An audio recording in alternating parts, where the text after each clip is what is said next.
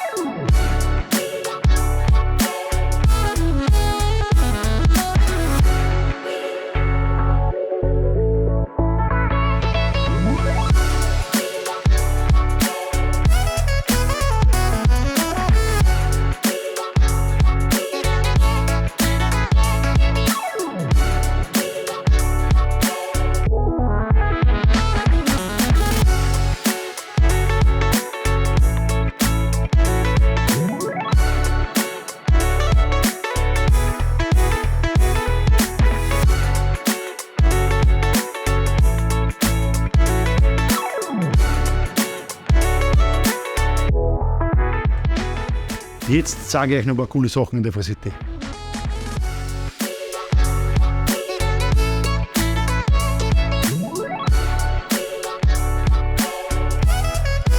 Wir stehen hier in der Frasiti-Fassade, wo wir vom Norden, vom Osten, vom Westen und natürlich vom Süden sowie vom Dach 500 kW Peak Photovoltaikanlage montiert haben, um rund um die Uhr, rund um das Jahr auch entsprechend für Strom zu sorgen. Und hier sehen wir unsere Photovoltaikfassade auch von außen, die mit einem Stromspeicher von Neom rund um die Uhr für Energie sorgt.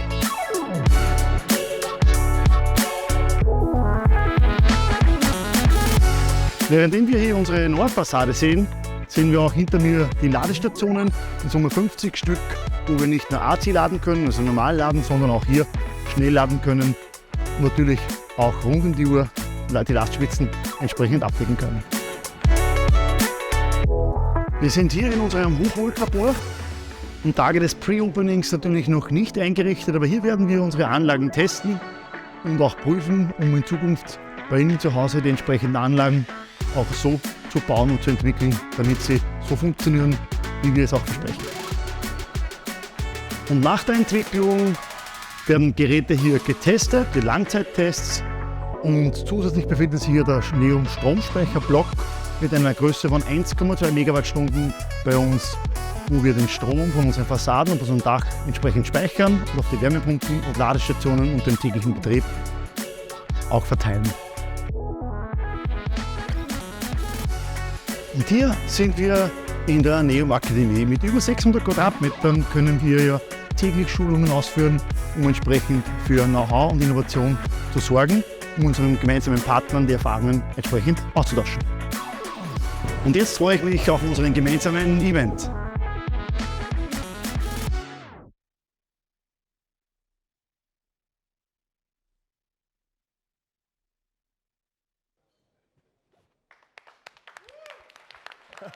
Vielen Dank. Vielen Dank für eure Teilnahme, vielen Dank für euren wunderschönen Nachmittag, den wir schon heute gemeinsam miteinander verbracht haben. Die Zeitverzögerung ist leider aufgrund der Live-Aufnahme entstanden. Nein, wir haben das natürlich am Nachmittag aufgenommen, damit nicht nur die Zuseher hier, sondern vor allem die uns hybrid aus der Ferne beobachten, auch wissen, um was es hier heute gegangen ist. Heute in der Frasiti ist es darum gegangen, einmal unsere ersten Partner einzuladen, die mit uns täglich Solarkraftwerke und Stromspeicher und Ladestationen für die Elektrifizierung und Dekarbonisierung montieren. Aber noch sind wir nicht beim Neom Live 04. Vorher haben wir noch das Lift-Off, also unser Pre-Opening von diesem wundervollen Gebäude zu feiern. Und da möchte ich gerne den Reinhard Hirtl und den Philipp Kreisel, denen wir gemeinsam dieses Gebäude zu verdanken haben, hierher bitten und ein paar Wörter. Reinhard und Philipp. Servus Reinhard.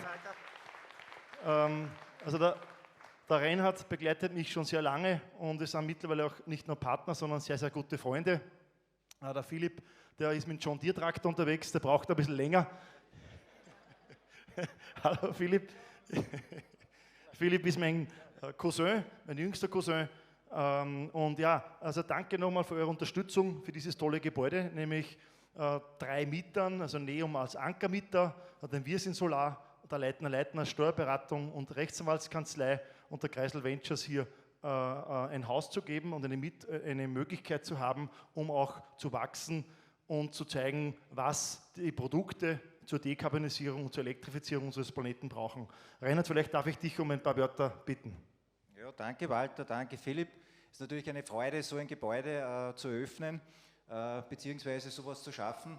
Wer einen Walter kennt, weiß er, dass er sehr unkonventionell denkt und der erste Gedanke, er hat gesagt, er baut einmal komplett anders. Er lässt alles weg, darum habe ich geglaubt, das wird überdachte Trafostation.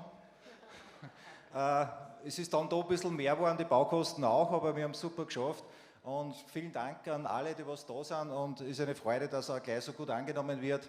Und danke und viel Vergnügen noch heute. Danke Reinhard. Vielleicht noch zum Gebäude. Also wir haben hier auch auf eine Baufirma aus Linz zurückgegriffen, die sich das zugemutet hat, so etwas zu bauen. Man muss sich vorstellen, wir haben im Mai erst mit den Baggern begonnen und sitzen heute hier und haben in der Voreröffnung leider noch keinen Asphaltfläche geschafft und dort oder da noch fehlen ein paar Solarmodule. Aber im Großen und Ganzen war es ein unglaublich schneller Bau und unglaublich nachhaltig, weil schneller heißt auch weniger Ressourcen. Wir haben aber dabei auch auf regionale Produkte gesetzt, also regionales Holz.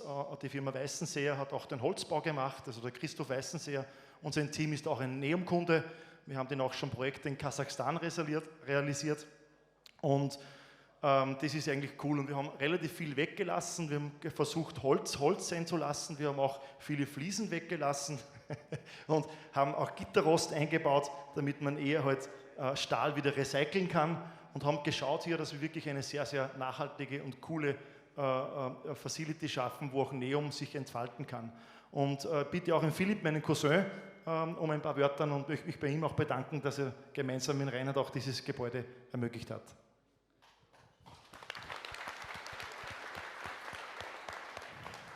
Also vielen Dank und eigentlich möchte ich mich zuerst mal bei euch bedanken. Es war eine großartige Zusammenarbeit das letzten Jahr und es hat immer super funktioniert. Wir haben sie wirklich super verstanden und ich möchte ein bisschen rückblickend mich erinnern. Ich kann mich erinnern, es war genau vor einem Jahr, da bin ich mit Walter da auf dem Feld gestanden. Der Walter hat mir das Projekt vorgestellt und es ist unglaublich eigentlich, dass man nach einem Jahr wirklich sowas aufstellt, was so vom Konzept durchgeplant ist. Es ist 100% autark, 16 Schnellladestationen, 30 normale Ladestationen und ich bin natürlich ein Verfechter von den Themen und mir taugt das voll und der Walter hat mich dazu sehr überzeugt über das und ich bin froh, ein Teil von euch zu sein und wünsche uns alle gemeinsam alles Gute für die Zukunft und ich freue mich natürlich, dass die ganzen Mieter und eine super Facility haben und da einen angenehmen Arbeitsplatz haben und danke nochmal und Applaus für den Walter. Danke Reinhard, danke Philipp. Im Zuge dessen möchte ich jetzt, danke nochmal, unseren Landeshauptmann hierher begrüßen. Der hat sich das nicht nehmen lassen, hierher zu kommen nach Freistadt. Und das Thema Energiewende, erneuerbare Energien ist ja nicht nur im Land Oberösterreich, sondern auch im Bund, also im Staat Österreich eine wesentliche Rolle. Und ich möchte mich bedanken, dich recht herzlich hier heute in Freistadt begrüßen zu dürfen. In diesem Sinne übergebe ich dir schon die Wörter, das Mikrofon. Vielen Dank, lieber Walter, liebe Damen und Herren, liebes Team der Free City, aber ganz besonders von Neum. Sie sehen, ich bin super gebrieft und total passend gekleidet. Ich habe aber schon mitbekommen, ich bin hier im High-Speed und im High-Quality-Gewerbe. Vielen Dank dafür und herzliche Gratulation, weil sich etwas vorzunehmen ist das eine Zeitleiste zu planen das andere, aber dass das dann alles hält und dass das in Top-Qualität gemacht wird und noch dazu den Nagel auf den Kopf trifft, nämlich genau das tut, was Oberösterreich, der Standort, in Summe braucht. Herz, was willst du mehr, kann man nur sagen. Dafür danke ich. Warum trifft es den Nagel auf den Kopf? Der Umbau, die Transformation ist natürlich gerade für einen Standort wie den unsrigen eine Riesenherausforderung als großer Industriestandort.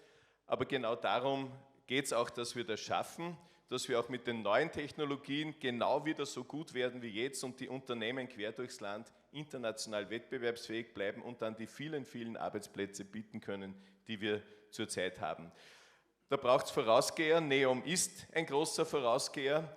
Wir versuchen das natürlich auch entsprechend zu unterstützen, aber wir brauchen die, die mitreißen und die motivieren und das tut sie. Und wenn innerhalb von weniger Jahre, 4 Jahre, mehr als 200 Leute ins Team geholt werden und hier erfolgreich arbeiten und noch große Aussicht besteht, dann ist das genau das Ermutigende, was wir brauchen. Wir haben gestern, vielleicht haben Sie es gesehen, nächste große Ausbauschritte Richtung erneuerbare Energie fürs Land Oberösterreich gelauncht.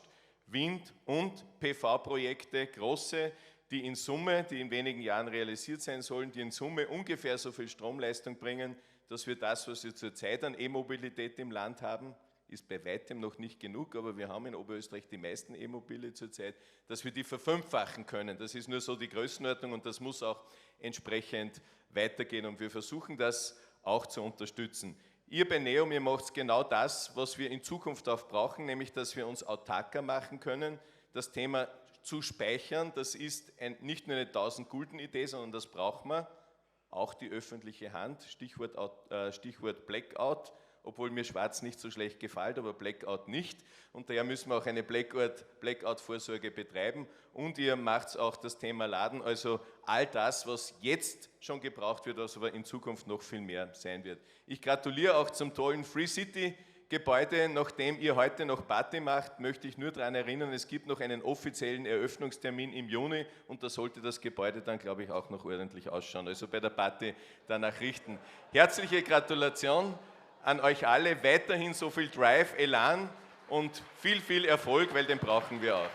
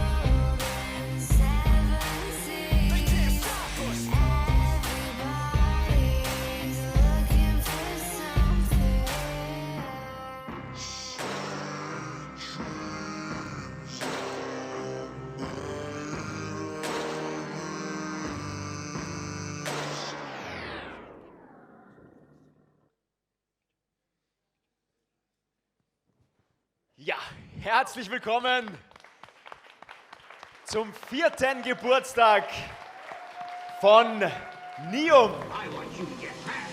Letztes Jahr bei NEOM 03, Live 03, hatten wir es ja euch versprochen. Walter hat gesagt, NEOM Live 04 machen wir in der Free City. Und hier sind wir. In der Free City ist ein wahnsinnig tolles Gebäude. Also ich bin auf der Autobahn hierher gefahren und das erste, was man sieht, so oben auf dem Berg oben, ist NEOM. Ein NEOM-Gebäude hier, das ist richtig stark. Was wird es heute Tolles geben? Erst einmal vielen, vielen Dank an alle, die hier live da sind und ihr habt sicher schon das tolle Gebäude euch angesehen und vielen Dank auch an unsere Online-Zuseher, die hier auch live dabei sind, aber digital. Herzlich willkommen, auch hier, auch für euch wird es ziemlich spannend werden, denn wir haben tolle Gäste, wir haben spannende Gäste und wir reden vor allem über das Thema Energiewende, wo wir gerade stehen, was es jetzt für Veränderungen braucht, wen es braucht und welche Rolle NEOM dabei spielen wird.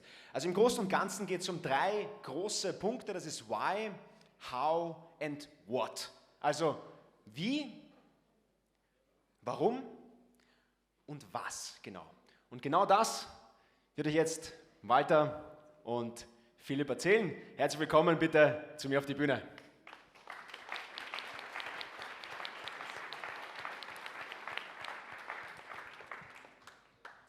Ja, danke für die gewohnt charmante Anmoderation. Fühlt sich schon sehr gewohnt an, mit dir gemeinsam und mit dem Walter auf der Bühne zu stehen. Das stimmt.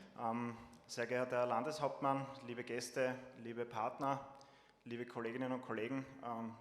Mein Name ist Philipp Lobnig, bin der CFO der NEOM-Gruppe und freue mich, dass ich heute das Event seitens NEOM auch offiziell eröffnen darf. Ja, NEOM Live 04, 4 Jahre, 4. Geburtstag. Es war eine lange Reise, die letzten 4 Jahre, sehr spannend, ziemlich eine tolle Erfahrung, aber es war auch sehr herausfordernd.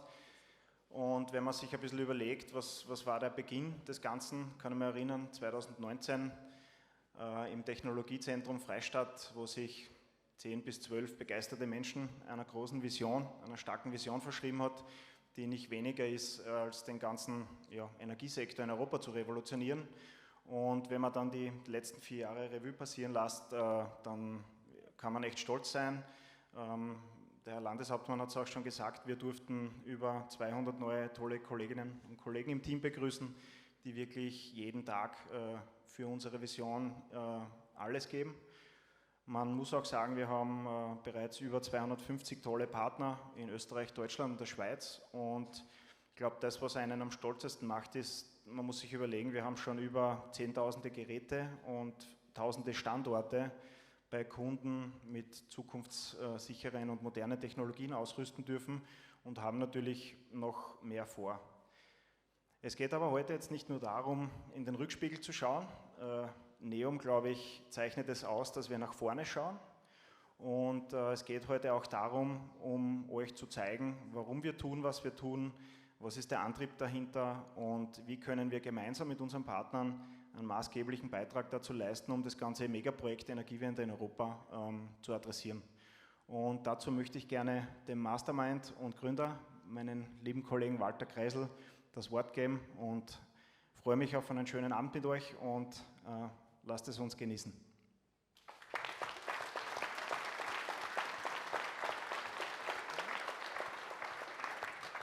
Danke, Philipp. Philipp, meine heimliche Freundin, sagt meine Frau immer, und die Sandra. Wir verbringen wirklich sehr, sehr viele Stunden miteinander in allen Phasen, die man sich vorstellen kann, wo man so einen tollen Partner hat. Und wir haben ja nicht einen Philipp, so einen tollen Partner, sondern wirklich extrem viele coole Kollegen in Freistadt, in Wien, in Nürnberg und in Zürich, die meisten auch heute da sind, so wie unsere Partner. Auf was wir heute eingehen, wir haben jedes Mal NEOM Live am 31. März, dieses Mal zum 4. Mal, wo wir über das reden, was uns bewegt. Und in Wirklichkeit sind wir bei NEOM geistig viel, viel, viel weiter voraus. Also unsere Partner haben vom Partnernachmittag heute einige Beispiele auch mitgenommen. Und es geht in Wirklichkeit darum, dass wir einen Markt transformieren. Und immer wenn ein Markt transformiert wird, also umgewandelt wird, wird auch Geld umgewandelt. Und wenn man Geld umwandelt, ist unweigerlich eine gewisse Demokratisierung damit verbunden und der Bürger und die Bürgerin partizipieren daran. Und um das geht es uns heute. Und Matthias hat das Why, How, Why und What auch angesprochen. Das möchten wir heute darlegen und speziell auch, weil in der österreichischen Politik durchaus vielleicht sehr kritische Meinungen aktuell geäußert werden. Ich verstehe das natürlich, dass man die Angst der Menschen versucht, ganz klassisch auch am Boden zu halten. Aber das Risiko und die Herausforderung des Klimawandels ist bei weitem geringer als die Chance, die wir haben, dieses Problem zu lösen.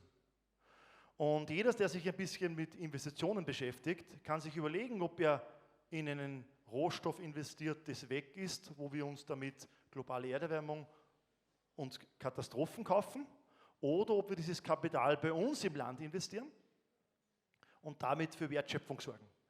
Und es hat 4 Jahre gedauert, dass ich so ein unglaublich tolles Team habe, Nicht nur das Team, das ihr heute auf der Bühne kennenlernt, sondern vor allem auch ein Team, das tatsächlich diese Vision zur Mission macht, zur Strategie macht und mit unseren Partnern, mit unseren Zulieferern, mit unseren Kunden, der Community, unseren Fans, aber auch mit unseren Miteigentümern der NEOM, aber auch ganz ehrlich zu sein mit den Familien und Partnern von unseren Kollegen, weil wirklich unglaublich viele Menschen, also bei uns alle, unglaublich viele Stunden vollbringen und das auch effizient und effektiv und die Wertschöpfung daraus ist extrem hoch. Und das ist nicht selbstverständlich und darum möchte ich mich bei den Partnern und Partnerinnen unserer Kollegen und unserer Systempartner kümmern, die das aushalten, im Privathaushalt mit High Potentials, mit Talenten zu leben, die sich einer großen Vision und Mission opfern. Und damit ihr versteht, wo das ist und um was es geht, werden auch meine Kollegen das sagen. Und zum letzten Schluss, dass ich komme, möchte ich mich bei meinen Eltern, bei meiner Familie, bei meinen Söhnen und vor allem bei meiner Frau bedanken, weil mich die mindestens genauso unterstützen und das ist das Schönste im Leben, dass wir für uns gemeinsam Zeit haben, dass nämlich wir die Generation sind, die für die Folgegenerationen tatsächlich das Leben besser macht. Und wenn ich ganz ehrlich bin, wenn ich dann so manchen zuhöre, die vor eine Kamera eingeladen werden und so ein Stumpf sind dann reden, ja, dass sie die Chancen nicht erkennen in dieser Transformation für Europa.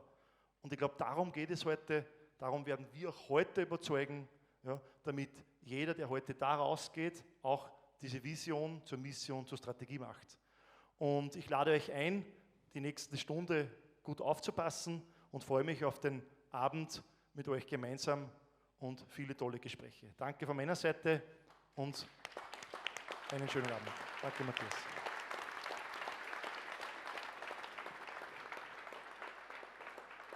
Ja, vielen Dank, Walter, Gründer und Geschäftsführer von NEOM. Wir machen jetzt gleich weiter mit was ganz Spannendem. Wir haben hier spannende Gäste, wie versprochen. Übrigens, ich bin Matthias und habe viele Bereiche. Ich bin Moderator, Schauspieler, habe auch einen YouTube-Kanal, beschäftige mich aber größtenteils auch mit der Elektrifizierung. Also ich habe einen YouTube-Kanal mit, ich glaube, es sind jetzt 48.000 Abonnenten, sowas in die Richtung, wo wir Elektroautos testen und vieles machen. Und jetzt darf ich aber wahrscheinlich den berühmtesten Meteorologen Österreichs auf die Bühne bitten. Und das, viele kennen ihn, das ist Andreas Jäger, meine Damen und Herren. Danke. Bitte, bitte. Hey, soll ich schon anfangen, oder? Ja, du, fang mal an, oder? Also, Ja. Ich hab da gerade ein Beschwernis, das auf die Seite. wir müssen ja das Gebäude stehen lassen, laut dem Ja, Landeshauptmann. ja. Übrigens, ein Landeshaupt mit so einem guten Schmäh. Ja, ist ist super, gut oder? angekommen. Ich habe es auch Ist da. gut angekommen, war lustig. Meine Damen und Herren, ich freue mich sehr, dass ich da sein darf. Es ist das zweite Mal. Ich habe NEOM vergangenes Jahr in Freistadt hier bei NEOM Live 03 kennengelernt. Und jetzt darf ich wieder da sein, das ist cool. Voll lässig.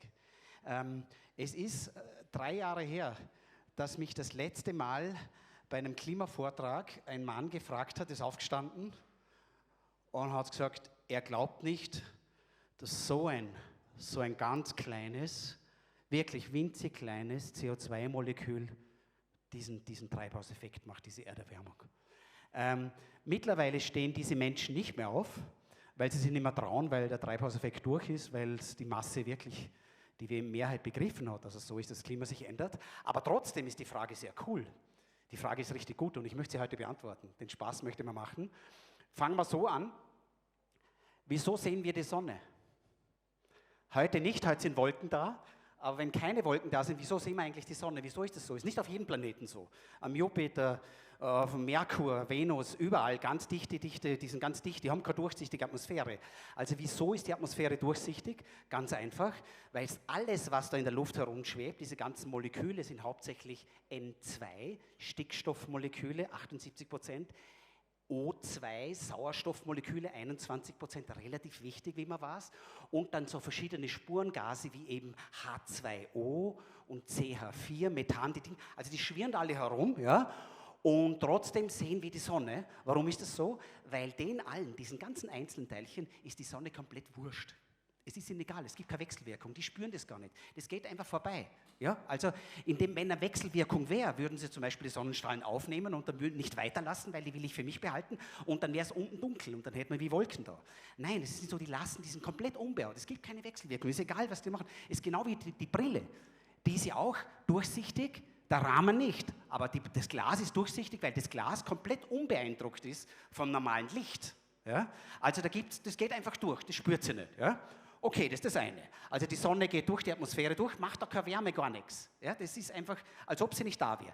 Geht durch, aber der Boden sagt, hallo, Sonne taugt mir, nimmt es auf, die ganze Energie von der Sonne erwärmt sich und dann strahlt der Boden plötzlich diese Energie wieder zurück. Aber in einem ganz anderen Wellenlängenbereich wie ein Ofen, man sagt Infrarot. Also das, was von der Sonne kommt, ist sozusagen in diesem sichtbaren Bereich, hochenergetisch, aber im sichtbaren Bereich, so im Mikrometerbereich. Aber das, was als Ofen zurückgeht, ist eine viel längere Wellenlänge. Und jetzt ist so, das, was als Ofen von der Erde rausgeht, also die Erde wird warm, strahlt es wieder ab. Ja? Natürlich keine Spuren, die Erde ist warm, ja? Strahlt es wieder ab, aber dem Sauerstoff N2 und dem Stickstoff N2, 99% der Atmosphäre ist es komplett wurscht. Bovidel, denen ist komplett egal. Die lassen das auch raus.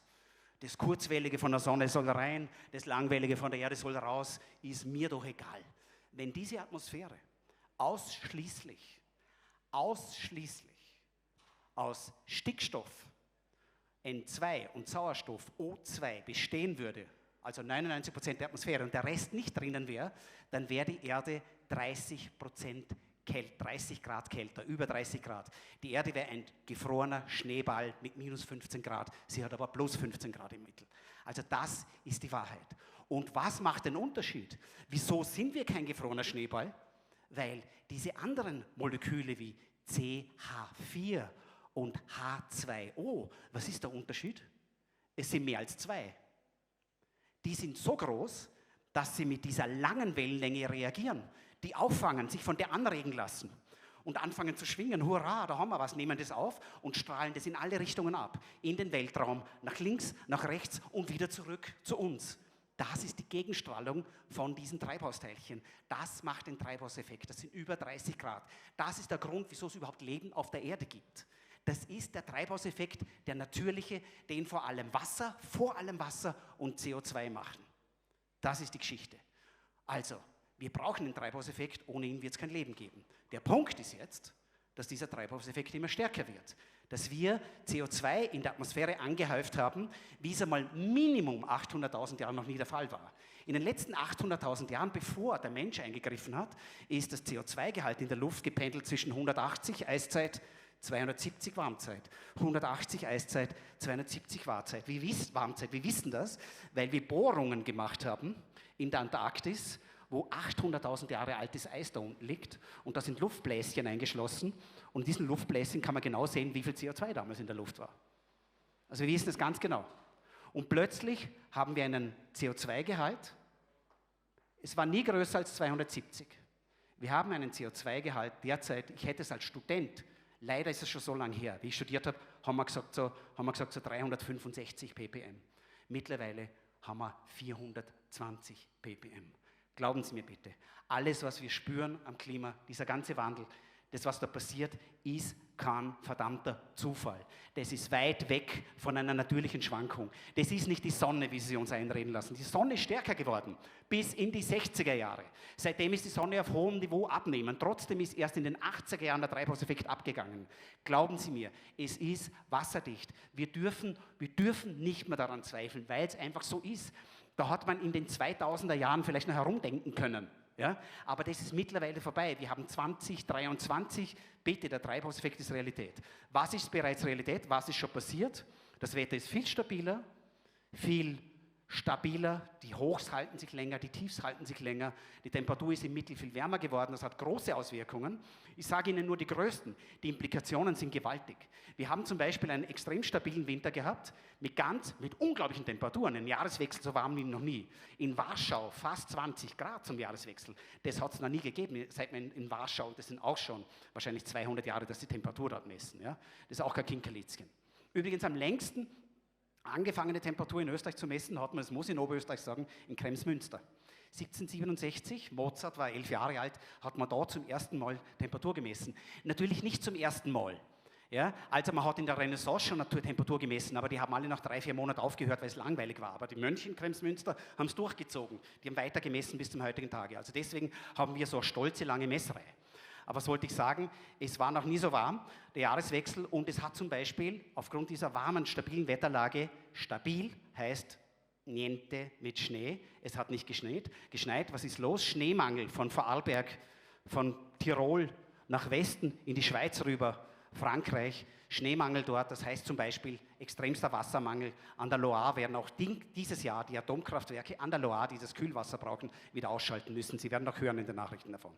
Also es tut sich sehr viel. Wärmere Luft nimmt mehr Wasserdampf aus, ich habe mehr Trockenheiten. Gleichzeitig, wenn es regnet, mehr Überschwemmungen und alles, was dazugehört. Also es passiert unglaublich viel mit dem Klimawandel, das ist nicht wegzuleugnen, und da wollte ich Sie mitnehmen. Und deswegen, genau deswegen brauchen wir solche grüne Schwäne. Wir brauchen Firmen, die was tun, die was unternehmen, die tun. Wir brauchen Menschen wie Walter Kreisel und wir brauchen Firmen wie Neom. Danke. Andreas, danke. Ich darf da ganz frech direkt vom Andreas übernehmen.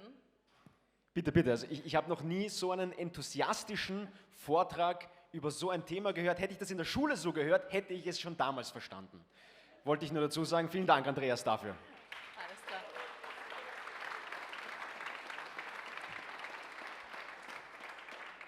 So, erster wichtiger kurzer Check. Funktioniert der Klicker? Ja, wunderbar.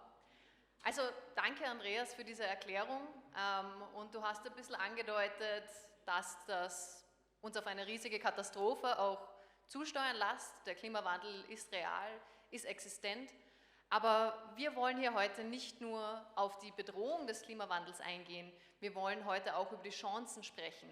Walter hat es vorhin auch schon angesprochen. Es gibt enorme Chancen in dieser Transformation, und ich möchte euch kurz ein wenig mitgeben, warum wir noch Grund zum Optimismus haben. Und es ist eine riesige Herausforderung, die vor uns steht. Also tatsächlich, wenn wir so weitermachen wie bisher, werden wir bis 2030 rund 500 Gigatonnen CO2 ausstoßen. Es gibt viele Lösungen oder viele Lösungsansätze, die diskutiert werden. Wo sollen wir anfangen? Und ich kann dazu eine ganz klare Antwort geben. Denn global werden 73% der Treibhausgasemissionen von der Nutzung fossiler Energie verursacht. Das ist die Energie, die wir zum Stahlproduzieren verwenden, für den Flugverkehr, aber auch die fossile Energie, die wir nutzen, um Strom und Wärme für unsere Gebäude zur Verfügung zu stellen und für zum Beispiel den individuellen Transport.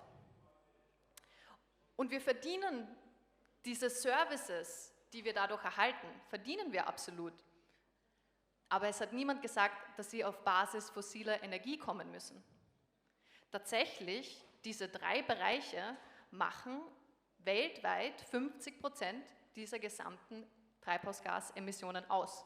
Und wir haben bereits jetzt marktreife Alternativen, um diese auf Basis von erneuerbaren Energien zu erhalten. Die Frage ist also nicht, ob wir diese Bereiche dekarbonisieren können, sondern wie schnell wir es schaffen, diese Lösungen auch umzusetzen. Und was ganz klar hervorkommt, ist, dass Energie der Dreh- und Angelpunkt für die CO2-Einsparungen und für die Dekarbonisierung ist. In der EU ist tatsächlich der Anteil von Strom, Wärme und Transport an unseren Emissionen noch größer. Der liegt bei über 2/3. Und aktuell importieren wir fossile Energie aus dem Ausland jedes Jahr für ca. 100 Milliarden Euro in der EU. Das heißt, bis 2030 werden wir 1 Billion Euro ausgegeben haben, um fossile Energie zu importieren. Das ist ein massiver Kapitalverlust für ein de facto Einwegprodukt. Außerdem finanzieren diese 1 Billion Euro den Großteil der Emissionen, die wir in Europa ausstoßen werden. Bis 2030 werden das ca. 31 Gigatonnen sein.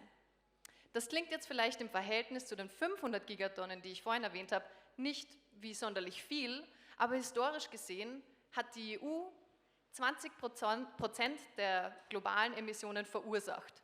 Das heißt, wir sind besonders schuldig auch für die Effekte und der Klimawandel. Und diese Effekte spüren wir bereits jetzt in der EU. Das wird immer wieder debattiert, aber wir spüren die bereits jetzt schon und es wird prognostiziert, dass wir bis 2030 1,2 Billionen Euro an Klimaschäden in der EU zu zahlen werden haben müssen. Das ist Hitzetote, Ernteausfälle, Überflutungen. Das sind Schäden, die wir bei uns haben werden. Das heißt, von der Logik her zahlen wir jetzt 1 Billion Euro, damit wir fossile Energie importieren, verursachen dadurch CO2 und müssen dann außerdem auch noch für die Schäden aufkommen, die wir uns selbst einkaufen. Das ist sowohl ökologisch als auch ökonomisch absolut sinnlos. Und das muss einfach anders gehen. Das Gute ist, das kann auch anders gehen. Wir haben uns in der EU das Ziel vorgenommen, diese negative Spirale zu stoppen und zum ersten klimaneutralen Kontinent zu werden. Das wird massive Investitionen benötigen und nämlich ca. 1 Billion Euro sollen im Rahmen des EU Green Deal bis 2030 in Europa investiert werden für diese Transformation. Die Billion Euro, die hatten wir gerade, das ist genau das Äquivalent von dem Geld, was wir normalerweise ins Ausland exportieren für fossile Energie. Das heißt, allein dieses Geld würde uns 1:1 den EU Green Deal finanzieren. Naja, wer wird denn das zahlen überhaupt? Naja, ein Teil davon wird die öffentliche Hand übernehmen, aber auch Private und Unternehmen werden investieren in die Transformation. Und das ist auch was Gutes, weil wenn man diese 1 Billion Euro nimmt und in Systeme wie zum Beispiel dezentrale erneuerbare Energie investiert, dann kann man nach 25 Jahren mit einer Rendite, mit Erträgen rechnen, die ca. 3-mal so hoch sind. 3 Billionen Euro können wir aus diesen 1 Billion Euro investieren. Das ist eine Rechnung, die sich rechnet, eben positiverweise. Und nicht nur das, wir können nicht nur lokale Wertschöpfung generieren, indem wir einmalig investieren hier, statt jährliche Zahlungen ins Ausland zu zahlen. Wir werden auch Jobs kreieren. Diese Transformation ist ein riesiger Jobtreiber und die Solarbranche in der EU soll allein bis 2030 über 1 Million Jobs schaffen. Diese gesamte Wertschöpfung wollen wir gemeinsam mit unseren Partnern, für unsere Partner und für unsere Kunden generieren. Wir sind der Meinung, dass die Dekarbonisierung von Strom, Wärme und Transport immense Chancen mit sich bringen, um CO2 einzusparen, um Jobs zu kreieren und um Wertschöpfung zu generieren. Wir wollen Strom sauber, sicher, unabhängig und günstig zur Verfügung stellen. Und wie das genau funktioniert mit den Marktpotenzialen und so, das darf ich meinen Kollegen überlassen. Ich bin die Nachhaltigkeitsbeauftragte der Firma NEOM. Das hat mich sehr gefreut. Dankeschön.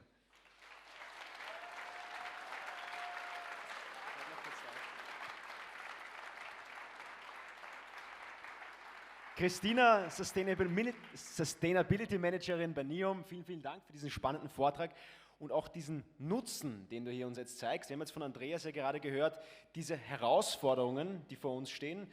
Du erzählst uns jetzt den Nutzen des Ganzen. Jetzt ist so, ich glaube, die große Frage, was es genau braucht, um diese Herausforderungen in einen Nutzen umzuwandeln. Wie können wir das bewerkstelligen? Nein, die Energiewende im Endeffekt umsetzen. Das ist, wir haben es gesehen, die CO2-Emissionen hängen zusammen mit der Nutzung fossiler Energie. Wenn wir das auf regenerative, auf erneuerbare Energie wechseln können, dann haben wir den Großteil des Problems tatsächlich schon gelöst. Und das Schöne an dem Ganzen ist halt einfach, dass es sich wirtschaftlich rentiert. Und was es genau dazu braucht, das erzählt uns jetzt Kurt. Bitte, lieber Dankeschön. Kurt. Danke, Christina. Kurt, deines Erachtens CPO, Chief Production Management Officer von NEOM. Wie gesagt, Andreas hat uns jetzt von diesen großen Herausforderungen erzählt, Christina von dem Nutzen. Was genau braucht es jetzt, um das in einen Nutzen umzuwandeln? Ja, da braucht es. Ich gebe dir mal meins. Danke. Da braucht es einiges und genau darauf möchte ich jetzt in die nächsten 5 Minuten eingehen. Philipp hat es eingangs schon erwähnt. Wir sollten den Blick nach vorne richten. Und wenn man beim Klimawandel den Blick nach vorne richtet, dann sieht man meistens viele, viele Herausforderungen. Und man vergisst dabei sehr, sehr leicht, dass wir im Großen und Ganzen die Lösungen dafür haben, die Energiewende zu schaffen. Und dass wir im Großen und Ganzen wissen, was wir tun müssen, um die Energiewende zu schaffen. Und genau darauf möchte ich jetzt eingehen. Eine der ersten großen Aufgaben ist es, mehr erneuerbare Erzeugungsanlagen zu installieren. Wir haben im Jahr 2020 in Europa ca. 600 Gigawatt an erneuerbarer Erzeugungsleistung gehabt, circa ein Drittel davon aus der Photovoltaik. Und diese Erzeugungsleistung müssen wir bis 2030 annähernd verdreifachen, im Bereich der Photovoltaik sogar vervierfachen. Das werden kleine Anlagen sein, das werden große Anlagen sein, das werden dezentrale Anlagen sein, das werden zentrale Anlagen sein. Aber unabhängig davon wird es am Ende des Tages dazu führen, dass wir bereits 2030 in Europa mehr erneuerbare, mehr Wind, mehr PV als fossile Kraftwerke haben werden. Und das zeigt schon, in welcher Richtung es gehen wird. Nämlich unsere Energieversorgung in Europa wird immer volatiler, weil Wind und PV erzeugen halt nicht immer dann, wann wir die Energie brauchen, sondern ganz klar dann, wenn der Wind weht, wenn die Sonne scheint. Und das deckt sich halt nicht immer mit unserem Verbrauch. Das heißt, wir werden Zeiten erleben, wo wir zu viel Energie haben. Wir werden Zeiten erleben, wo wir zu wenig Energie haben. Wir werden Zeiten erleben, wo es in Teilen Europas zu viel und in anderen Teilen zu wenig gibt. Dafür brauchen wir Lösungen. Dafür brauchen wir zum Beispiel einen massiven Ausbau der Stromnetze. Aber wir brauchen parallel dazu auch einen massiven Ausbau der Stromspeicher. Stromspeicher, die unsere Netze entlasten. Konkret heißt es, wir brauchen bis 2030 600 Gigawatt an Stromspeicher. Das ist eine Verzehnfachung von 50 Gigawatt im Jahr 2020 auf 500 Gigawatt in 2030. Und weil wir schon über Herausforderungen sprechen, das klingt sehr herausfordernd und das ist es auch, weil genau die installierte Leistung zum Großteil Pumpspeicherkraftwerke sind. Und diese Pumpspeicherkraftwerke sind nicht vorgestern oder vor 2 Jahren installiert worden, sondern vor Jahrzehnten. Und jetzt ist die große Herausforderung, dieselbe Stromspeicherkapazität, in erster Linie Batteriespeicher, in den nächsten Jahren jedes Jahr in dem Ausmaß zuzubauen, wie wir es aktuell in Europa haben. Konkret heißt es, wir werden in den nächsten Jahren viele, viele Millionen Solarkraftwerke installieren. Dazu werden wir mehr als 50 Millionen PV-Anlagen installieren, die in Summe aus über 1 Milliarde PV-Paneelen bestehen. Mindestens jeder 4. Haushalt in Europa wird eine PV-Anlage am Dach haben. Und wir werden um die 100 Millionen Stromspeicher installieren, bis 2030, nur in Europa. Und diese Entwicklung, diese Dekarbonisierung und die damit verbundene Elektrifizierung, die schreitet ja auch in anderen Bereichen voran. In der Mobilität, im Wärmebereich. Das heißt, wir werden 2030 in Europa 60 Millionen Wärmepumpen haben und genauso viele Elektroautos. Und ich glaube, uns allen ist klar, was das für unser Stromnetz bedeutet, was für massive Auswirkungen das hat. Was das heißt, wenn in Europa 20 Millionen Elektroautos am Abend gleichzeitig geladen werden. Dafür braucht man Lösungen. Dafür braucht man die Digitalisierung. Weil um dieses Problem zu lösen, braucht man eine Software, die die Verbraucher, aber auch die vielen kleinen, großen, zentralen, dezentralen Erzeuger und Speicher miteinander vernetzt. In Gebäuden, aber auch über Gebäudegrenzen hinweg. Weil nur durch die Vernetzung kann ich all diese Verbraucher, Erzeuger und Speicher optimal nutzen, effizient nutzen, deren Flexibilität nutzen und so unser Energieversorgungssystem bauen und unsere Stromnetze entlasten. Wir haben über PV, über Speicher, über Digitalisierung gesprochen, aber ein ganz wichtiger Punkt fehlt noch, ein Punkt, den der Walter eingangs schon erwähnt hat, nämlich die Demokratisierung. Und ich habe es eingangs schon erwähnt, wir sehen immer nur die Herausforderungen, aber die Energiewende bietet für uns alle viele Chancen und Möglichkeiten. Und Christina hat schon erwähnt, sichere Jobs, neue Jobs, mehr lokale Wertschöpfung, weniger Abfluss von Geld ins Ausland, weniger Einmalzahlungen für Energie. Aber ganz besonders auch die Möglichkeit, dass wir alle investieren können in die Energiewende, in eine saubere, unabhängige Energieversorgung. Gutes tun und dabei das Kapital vervielfachen. Aus einem Euro 3 machen, wie es die Christina vorher so schön gezeigt hat. Und die große Herausforderung ist es, diese Chancen und diese Möglichkeiten zu den Menschen zu bringen. Zu den 20 Millionen Gewerbekunden in Europa, zu den 200 Millionen Privathaushalten in Europa. Egal, ob die Menschen in einem Einfamilienhaus leben und eine PV-Anlage am Dach und einen Stromspeicher im Keller installieren können oder in einer Wohnung und genau diese Möglichkeiten nicht haben. Und genau das ist unser Ziel bei NEOM. Dafür arbeiten wir jeden Tag gemeinsam mit euch und ich möchte mich an dieser Stelle einmal bei euch allen wirklich bedanken, dass ihr da mit uns an einem Strang zieht, um wirklich was zu verändern. Und was ganz konkret jetzt dafür notwendig ist, um diese Herausforderungen zu lösen, das wird euch jetzt mein Kollege Thorsten Roth erklären.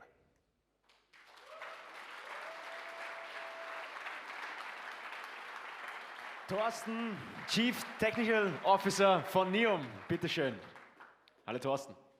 Hallo Matthias, ich glaube, du hast eine Frage wegen der Gigatonne, kann das sein? Also das Ziel ist eine Gigatonne. Genau. Also, aber die Frage ist, was brauchen wir dafür? Genau, die Gigatonne, und jetzt habe ich eine Gegenfrage. Weißt du, wie viele Nullen die Gigatonne hat? Gemein, also, oder? Das war zu schnell gefragt jetzt. Genau, also, und zwar, die Gigatonne ist eine 1 mit 9 Nullen. Also wirklich eine gigantomanische Zahl. Und wie wir vorhin von Andreas Seeger gehört haben, ziemlich viele CO2-Moleküle, würde ich mal behaupten. Und ja, wir von NEOM haben wirklich das Ziel, dass wir gemeinsam mit unseren Partnern, mit unserem Team wirklich die Gigatonne schaffen und hier wirklich quasi eine Lösung anbieten, um hier wirklich CO2 einzusparen. Und was es dafür braucht oder was wir schon gemacht haben, das würde ich euch gerne zeigen. Slides bitte.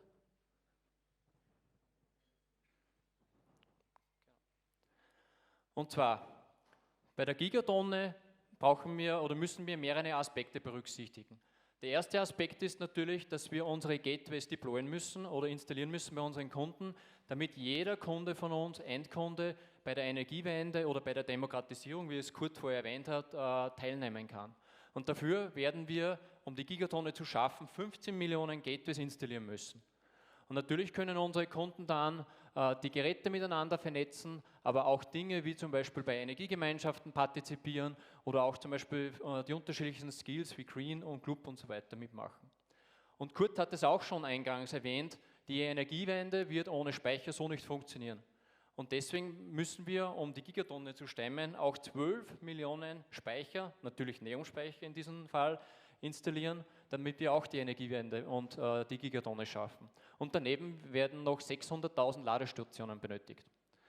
Jetzt wird sich wahrscheinlich manche fragen, naja, ist aber schon eine Megazahl oder eine gigantische Zahl. Was hat NEOM eigentlich schon gemacht und geht es eigentlich schon in die richtige Richtung? Die gute Antwort ist hier definitiv. Weil was haben wir seitens NEOM schon gemacht oder erfolgreich umgesetzt ist? dass wir im Jahr 2022 bereits 123 Megawattstunden installiert haben in Form von Speichern. Also 123 Millionen Wattstunden. Und ich glaube, jeder von euch kennt die 1,5 Volt Batterie, die AA-Batterie, normalerweise in Fernbedienungen, Spielsachen und so weiter in Verwendung. Und wenn wir das jetzt gegenrechnen würden, würde das bedeuten 55 Millionen von diesen kleinen Batterien im Jahr 2022 alleine, was wir mit unseren Partnern, mit dem Team umgesetzt haben. Sensationell. Und ist die Reise zu Ende? Nein, Ziel Gigatonne. Deswegen geht die Reise weiter und für das Jahr 2023 haben wir geplant, 285 Megawattstunden zu installieren. Also auch hier wieder ein massiver Sprung in die richtige Richtung, in die Richtung der Gigatonne. Und der Kurt hat es schon erwähnt, und dass natürlich die beste Hardware in Form von Speicher und natürlich auch die anderen Geräte nicht funktionieren werden ohne der passende Software. Also Hardware ohne Software wird nicht wirklich funktionieren. Und deswegen auch hier ein paar sehr beeindruckende Zahlen, weil, wie wir schon gehört haben, Neom ist ja gerade erst 4 Jahre alt geworden, aber dennoch hat unser Software-Team schon eine grandiose Leistung erarbeitet. Und zwar reden wir jetzt schon von 600.000 Zeilen Code, das das gesamte Software-Team schon erarbeitet hat. Und würde man das jetzt umrechnen in Jahre, also was hier investiert wurde, dann reden wir hier von 85 Jahren, Mann- und Frauenjahren, logischerweise. Also ein wirklich massives Investment seitens Neom, damit wir hier auch die Energiewende dementsprechend forcieren und vorantreiben. Und wenn wir uns jetzt die Neom-Plattform oder die Internet of Energy-Plattform, wie sie nennen, noch näher betrachten, was ist das Zahlenwerk dahinter, was sind unsere Anwender, Nutzer und so weiter. Auch hier sehen wir den Zuwachs und die massive Steigerungen der Anzahl der User, die tagtäglich mit unserer Plattform interagieren, Geräte ansteuern, den Energiefluss optimieren und so weiter und so fort. Und das bedeutet auch, dass wir im Jahr 2023 von einer Anzahl von 16.000 Standorten im gesamten Dachraum sprechen. Also 16.000 Standorte, wo unsere Gateways verbaut sind, installiert sind, Geräte dort, hoffentlich Neom-Geräte, Speicher und so weiter installiert sind und dementsprechend vernetzt sind. Und wenn wir jetzt die Anzahl der Geräte hochrechnen, dann reden wir in Summe von 80.000 Geräten, die Neom quasi vernetzt miteinander und wie gesagt dementsprechend überwacht und auch steuert und am Ende des Tages hoffentlich für den Kunden einen optimierten Energiefluss umsetzt. Und ich glaube auch ein ganz wichtiger Aspekt und speziell für mich als Techniker, ich liebe Zahlen und schaue mir natürlich die Zahlen immer sehr gerne an, um zu verstehen, okay, was produzieren wir eigentlich an Daten? Und ich habe schon vorher erwähnt, wir reden von 80.000 Geräten alleine im Jahr 2023. Und wenn wir uns jetzt die Datenbasis ansehen, generiert unsere Neom-Plattform, die Internet of Energy-Plattform, bereits 130 Millionen Datenpunkte. Und die meisten von euch werden sagen, ja, Datenpunkte, was ist das? Kann ich das greifen? Viele, viele Dinge wieder, keine Ahnung, kann ich nichts anfangen.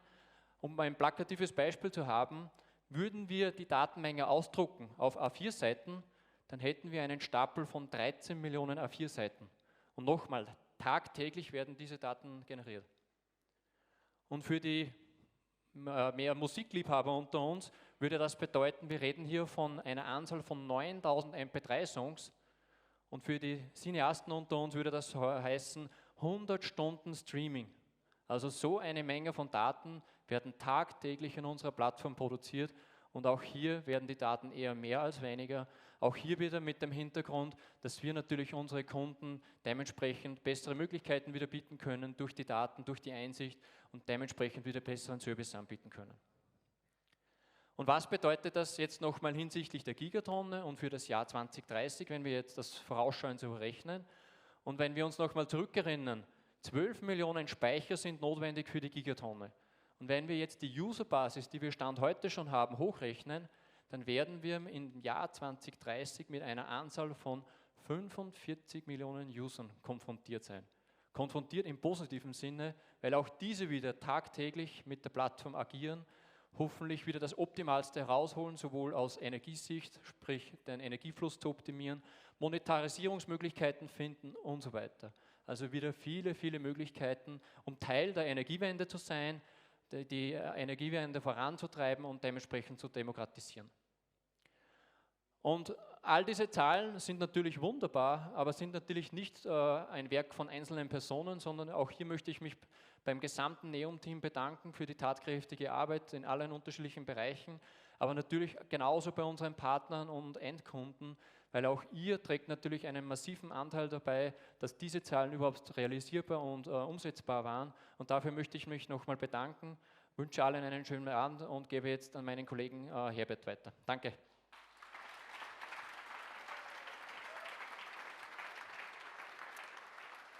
Danke, Thorsten.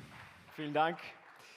Ja, ihr seht, das sind enorme Zahlen, das sind eine enorme Anzahl an Menschen, an Kommunikation, an Auslieferungen, an anderen Menschen, die damit involviert sind. Und das ist schon eine Menge.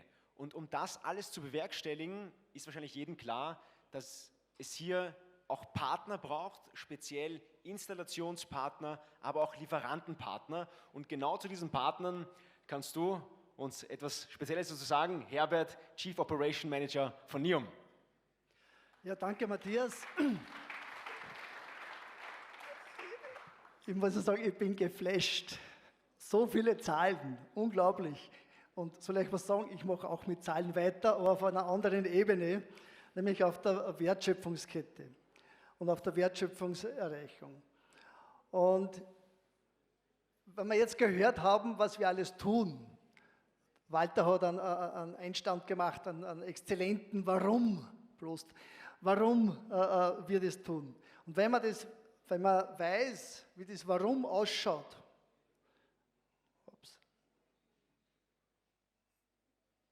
sorry, das war die falsche Richtung, aber jetzt, wenn man weiß, wie das Warum ausschaut, warum man es tut, dann hat man auch ein Wie. Das kommt nicht von mir, ich glaube Friedrich Nietzsche hat das schon gesagt. Und danke auch für die Einleitung. Ich beschäftige mich jetzt sozusagen mit der Umsetzung und mit der Wertschöpfungskette.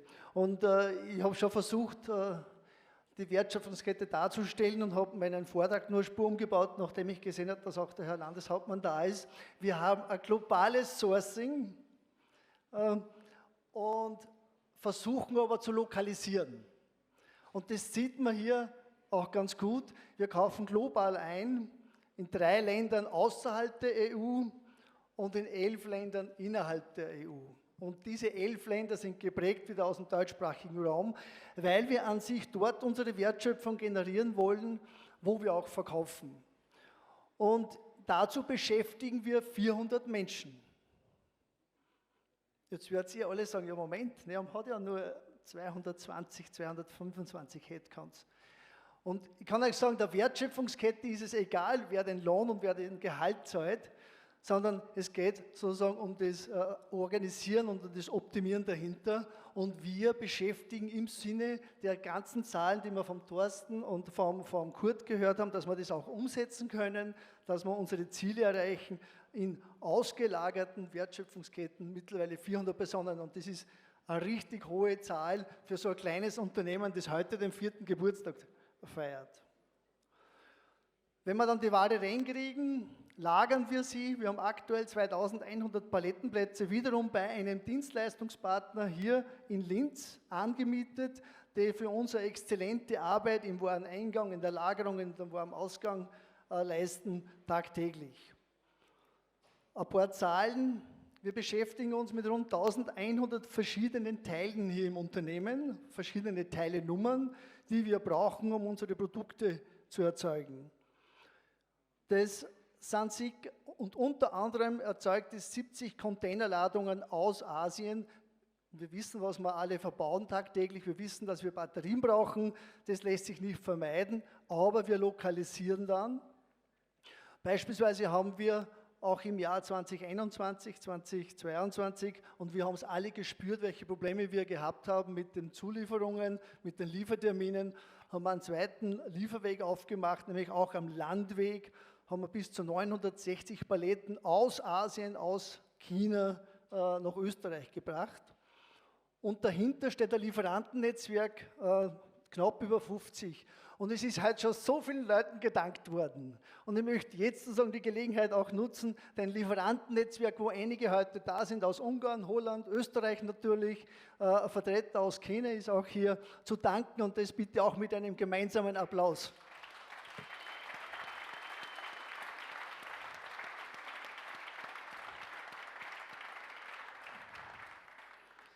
Liebe Lieferanten, so sind wir bei NEOM, bei Festen und so weiter, sehr freundlich, es kommen wieder andere Zeiten. Wir haben bereits 16.500 Speichersysteme ausgeliefert, seitdem es NEOM gibt. 4 Jahre, 16.500 Speichersysteme, die lokal hier in Österreich finalisiert, aufgebaut, getestet, final getestet, zu den Kunden gebracht werden und montiert werden. Herr Landeshauptmann, wir halten sozusagen unser Wort mit der Lokalisierung. Gesamt haben wir, der Thorsten hat es schon erwähnt, bereits 285 Megawattstunden Kapazität ausgeliefert seit Bestehen. Bis Ende 2023 werden wir das realisiert haben. Das sind 95.200 Batteriemodule. Man muss sich einmal diese Menge vorstellen. Oder 3,1 Millionen Batteriezellen. Wenn man weiß, wie so eine Batterie aufgebaut ist, dann weiß man auch, was da für Wertschöpfung dahinter steht. Und auf was ich ganz zum Schluss hinweisen möchte, und das geht ja auch zum Teil, wenn wir unsere Einleitungen gehört haben und wenn wir den Andreas Jäger verfolgt haben, nicht, wie er hinweist und sagt, Achtung, CO2 ist keine Lüge mehr, das kann man nicht mehr sozusagen wegdenken, wegdiskutieren. Und welchen Beitrag leisten wir auch sozusagen in der Erzeugung dieser Produkte mit diesen Produkten, dann sehen wir, dass wir mit diesen 280, 285 Megawattstunden, die wir bereits ausgeliefert haben, jährlich 30.500 Tonnen CO2 einsparen. Und wisst ihr, was das Schöne ist dran? Aber es fasziniert mich eben nicht.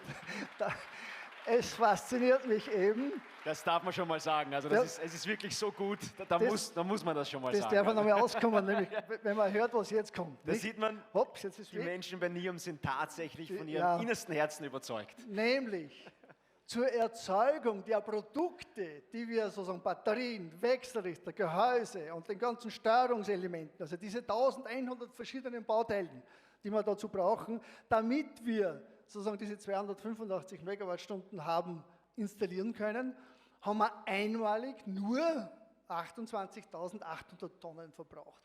Soll heißen, wir brauchen kein Jahr, um sozusagen auf CO2 null zu sein. Andreas, jetzt müsstest du aufstehen und einmal applaudieren, nicht wahr? Ja, danke. Aber das ist noch nicht genug. Wir arbeiten und auch da wieder sozusagen Appell an die Lieferanten, die unter uns sind, aber auch letztendlich an die Partner, kundenseitig. Die Wertschöpfungskette kennt keine Grenzen, kennt keine CO2-Grenzen, kennt keine Gehältergrenzen, keine Lohngrenzen. Wir müssen weiter daran arbeiten, selbst die 28.800 sind noch zu viel. Und da habe ich eine Antwort dazu. Erstens arbeiten wir auf der Ecke durch eine Digitalisierung, durch intelligente Produktentwicklung, dass auch dieser Wert noch niedriger wird. Definitiv. Und was man nicht vergessen darf, ihr wisst alle, unsere Produkte, die wir gemeinsam installieren, halten 20, 25 Jahre. Nur haben wir halt das Glück, dass wir keine Brennstäbe nachher ausbauen müssen, und nicht wissen, wo wir es hingeben sollen. Und dann machen wir es halt so wie die Ölindustrie, nicht? Wir bohren Löcher in die Erde und lassen die Dinger reinfallen, beim Öl kommt es raus und dann tun wir nachher die Brennstäbe rein und sagen, alles ist gut. Das brauchen wir nicht tun, weil unsere Produkte bereits aus heutigem Wissensstand und heutigen Technologien zu 95% recycelbar sind. Das heißt, in Wirklichkeit stimmt die Rechnung, die Sie hinter mir sehen, gar nicht. Weil nach der Verwendung diese Produkte wieder völlig zurückgeführt werden in den Kreislauf. Trifft sich gut mit Kreisel, nicht? Also in den Energiekreislauf wieder zurückgeführt. Und das wollte ich an der Stelle auch wirklich unterstreichen, dass uns das klar wird. Das heißt, Sonnenenergie, es gibt nur einen Energiefaktor auf der Erde und das ist Sonne, selbst Wind hängt von der Sonne ab, letztlich. Und wenn man, und das verzeiht man mir nicht, wenn man 100 Jahre halt ziemlich blöd waren, indem wir in die Erde hineingebohrt haben und nicht in den Himmel hinaufgeschaut haben, oder 150 Jahre mittlerweile, dann wären wir jetzt gescheiter und forcieren wir bitte gar schon das, auch von politischer Seite der Appell, da bitte tut alles, dass das gut ausgebaut werden kann. Und was man damit dann auch erreichen kann, im Sinne der Umsetzungen, im Sinne der Beispiele, im Sinne der Wertschöpfung, die man dann tatsächlich auch sieht, wird uns Roman Diesenreiter jetzt erklären. Vielen Dank. Danke dir, Herbert. Danke. Ja, Roman hier, Chief Commercial Manager von NEOM. Herzlich willkommen. Danke sehr. Ja, die Vorredner haben sehr viel Zahlen im Werk gebracht, haben sehr viel Zahlen genannt. Es ist eine Riesenmenge, die es benötigt in den nächsten Jahren, die in die Länder gebracht werden muss, die montiert werden muss, die versandt werden muss. Wir haben das Warum gehört, wir haben das Was gehört, wie wir sicherstellen, dass diese Produkte auch bei uns noch in Österreich ankommen und wie die Logistik funktioniert, dass sie ausgeliefert werden. Ein wesentlicher Meilenstein und warum das überhaupt alles möglich ist, verdanken wir aber unseren Partnern. Mittlerweile zählen wir 240 Systempartner in unseren Reihen, die in Österreich, die in Deutschland und in der Schweiz mit unseren Produkten arbeiten, die wir persönlich kennen, die mit uns in Trainings waren und die selber Unternehmer sind mit einem Team im Hintergrund. Und wenn man das hochrechnet, haben in Summe unsere Partner 9000 Hände, die PV-Anlagen errichten, jeden Tag, die NEOM-Speicher in Empfang nehmen von der Logistik, diese dann bei den Kunden aufbauen, montieren und in Betrieb nehmen. Und den Kunden auch, wenn etwa eine Störung sein sollte oder wenn eine Wartung notwendig sein sollte, vor Ort der lokale Ansprechpartner sind. Und diese Systempartner werden jeden Tag mehr. In jedem Land kommen jeden Tag neue Partner dazu.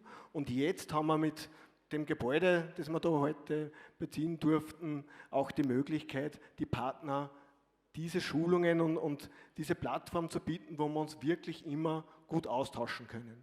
Bei den Produkten, mit den Produkten und in Summe das Wissen generieren, was es braucht, zukünftig die Produkte weiterzuentwickeln.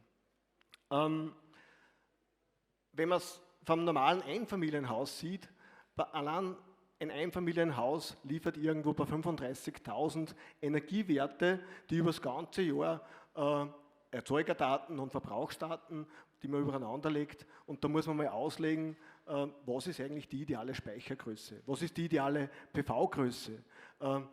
Was hat der Kunde vor? Stellt auf E-Mobilität um?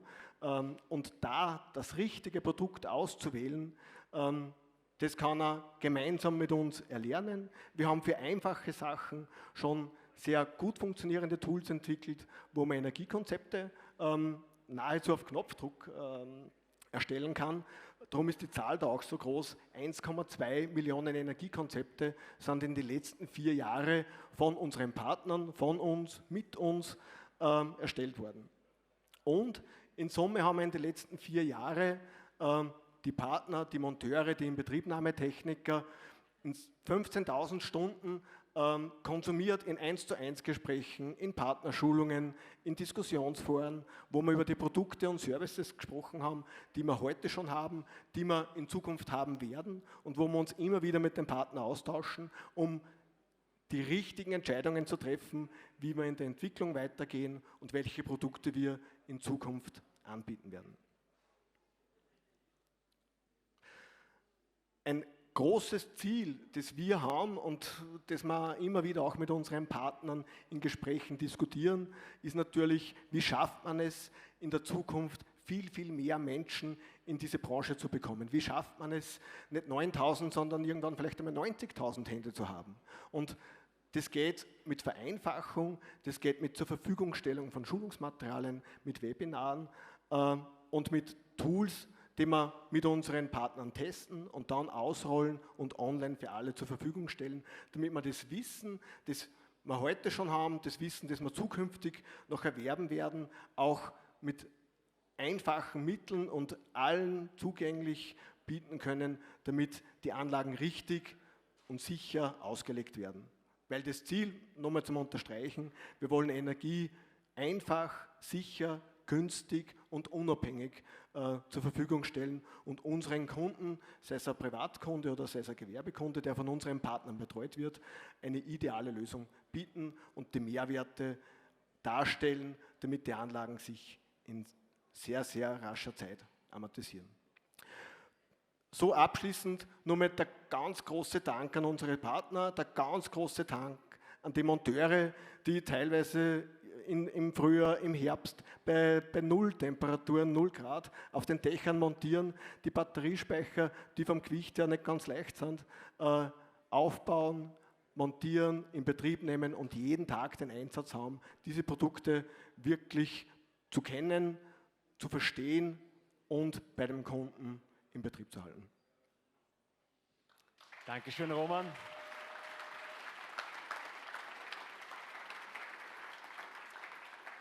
Vielen Dank, Roman. Ja, wie ihr seht, sind die Partner ein wesentlicher Bestandteil.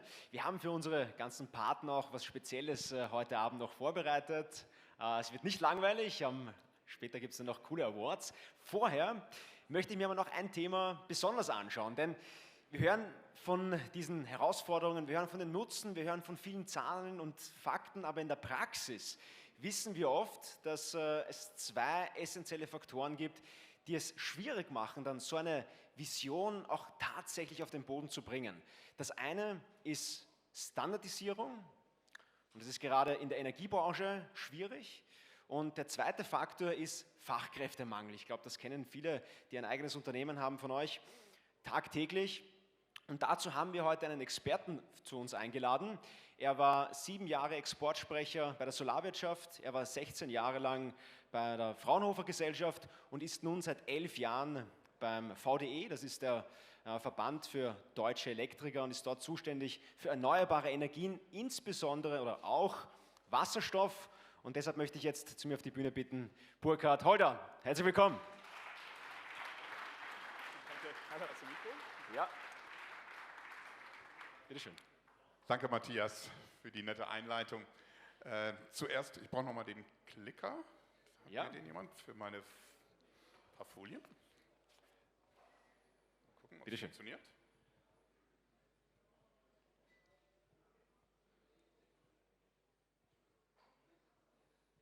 Jawohl.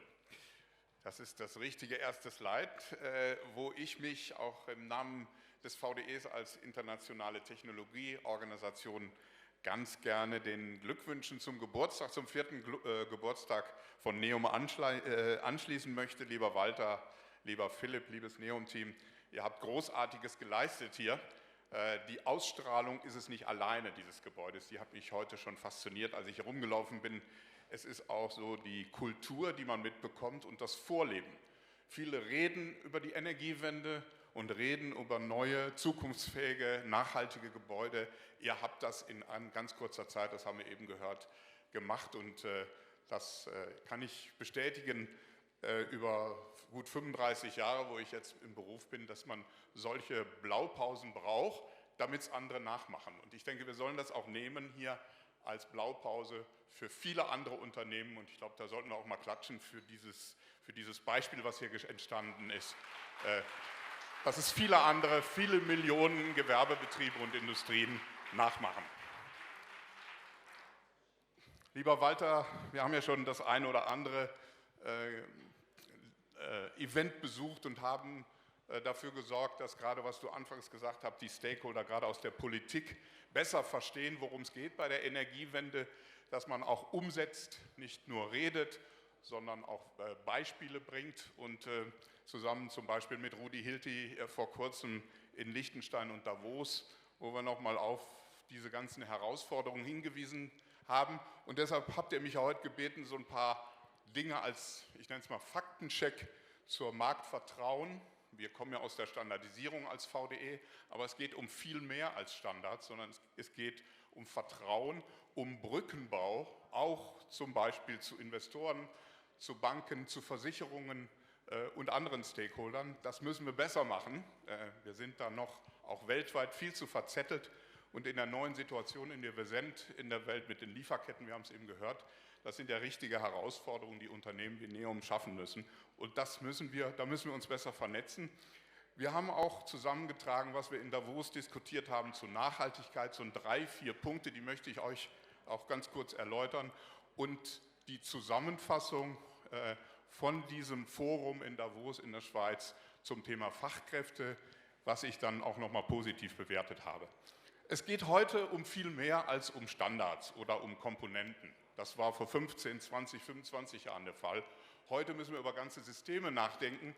Und bei der Qualitätssicherung, das zeigt auch dieses Gebäude eindrucksvoll, geht es neben Sicherheitsaspekten um Nachhaltigkeit, um Bankability.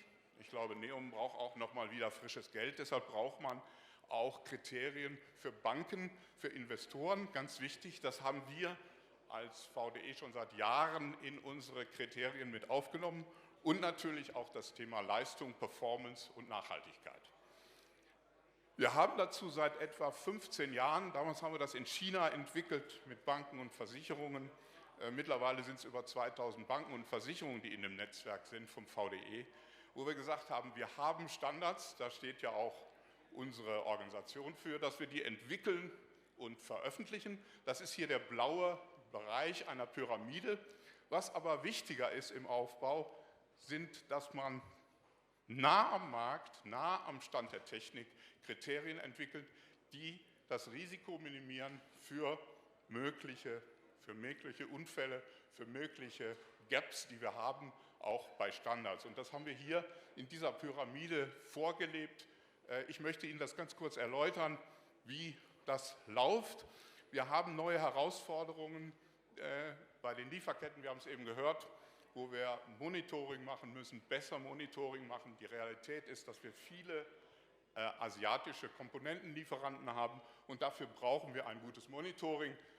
Das haben wir hier mit diesen Maßnahmen, die ihr hier seht, umgesetzt und auch in Richtung Bankability, der Vertrauensbildung für den Finanzsektor ausgearbeitet. Vielleicht kann mir jemand ein Schlückchen Wasser bringen. Ich habe einen etwas trockenen Mund. Vielen Dank. Wie macht der VDE, wie machen wir das Schnellboot fit? Standards brauchen normalerweise 6, 7 Jahre, bis sie dann endgültig fertig sind und veröffentlicht sind.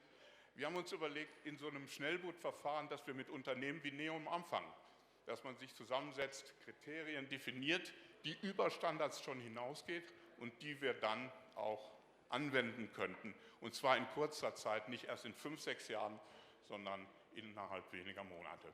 Und das ist hier so ein Verfahren, das wir gebildet haben über 4 Stufen, was ihr hier seht. Das fängt an mit einem runden Tisch, wo man sich überlegt, was brauchen wir an zusätzlichen Kriterien, wie setzen wir das um, wie setzen wir das, ich will jetzt nicht auf alles eingehen, aber wie setzen wir das auch um, auch in diesen Kriterienkatalogen, sodass es unsere Kunden, unsere Lieferanten auch mitleben. Das ist ganz, ganz wichtig. Und das machen wir seit vielen Jahren mit Unternehmen. Vielen Dank.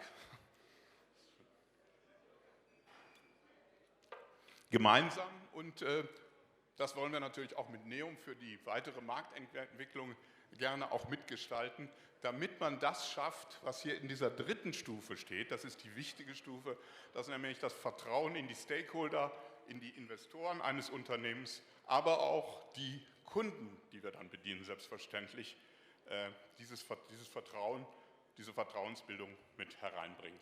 Und das zeichnen wir als VDE aus mit einem Unternehmenszertifikat, auch im Verbund mit mehreren, Und das bringt am Schluss dieses Marktvertrauen, das haben wir jetzt die letzten Jahre, gerade in der Zeit mit Corona gemerkt oder der Unterbrechung von Lieferketten, dass das dieses Vertrauen bringt und auch diese Bereitschaft in Unternehmen wie in Neon zu investieren. Darüber gehe ich weg, das habe ich kurz erklärt. Wir haben die Situation, dass wir haben es eben gehört, extrem viele Anlagen in den nächsten Jahren anschließen. Und jetzt ist es weggegangen. Folie, Dankeschön. Das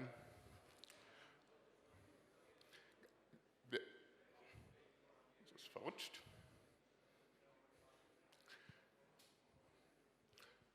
Wir haben das Problem, dass sehr viele Anlagen angeschlossen werden und wir müssen gemeinsam dafür sorgen, dass bevor eine Anlage ans Netz geht, auch gewisse Qualitätskriterien eingehalten werden. Auch hier, das ist der Brückenbau jetzt zur Politik, brauchen wir einfachere regulatorische Rahmenbedingungen. Und das ist hier das Stichwort Netzkonformität, was wir heute hier auch schon mehrfach gehört haben, während der Workshops auch. Wir brauchen auch hier ein Schnellboot, um auch mit den Unternehmen, mit dem VDE, mit anderen Zertifizierungsorganisationen eben dafür zu sorgen, dass die Anlage schneller auch ans Netz gehen können. Zum Thema Nachhaltigkeit noch 2 kurze Impulse. Zum Thema Nachhaltigkeit haben wir in Davos nochmal identifiziert. Es gibt 4 Hauptbereiche, die wir im Auge behalten müssen, wo wir nicht nur Lippenbekenntnisse brauchen, wie es hier steht, sondern wir brauchen auch ein Vorleben, ein Umsetzen in Businessplänen, aber auch notwendigerweise einen vernünftigen europäischen regulatorischen Rahmen. Es geht um CO2-Fußabdruck, das machen viele schon viele Jahre. Es geht aber auch, das haben wir mit unserem Minister, Herrn Robert Habeck, vor kurzem diskutiert, um grüne Produktion. Es geht auch nicht nur um das Bekenntnis für Recycling, sondern das Umsetzen. Auch hier muss man investieren. Neom hat, das freut mich besonders, 95% Recyclingfähigkeit. Das ist Weltrekord. Ich kenne wenige Unternehmen, die so hohen Prozentsatz an Recyclingfähigkeit haben. Und es geht auch um Rückverfolgbarkeit. Das macht der VDE ganz intensiv. Wir wollen alle vermeiden, dass es Kinderarbeit gibt oder Forced Labor, wie man so schön sagt. Und das, glaube ich, ist ein Paket, was wir nicht nur auf dem Papier haben müssen, sondern nicht nur ein Lippenbekenntnis, sondern auch umsetzen müssen. Ich glaube, es wäre spannend, mit den Country Managern von Neom das zu besprechen. Ja. Ich würde die gerne auf die Bühne holen, wir machen einen ganz kurzen Panel-Talk. Ja? Wunderbar, Dankeschön. Super, also dann bitte ich auf die Bühne zu mir Claudio, Country Manager Schweiz. Hallo Claudio. Hallo. Markus und Johannes. Markus, Country Manager Deutschland, Johannes, Country Manager Österreich. Komm, ich helfe dir.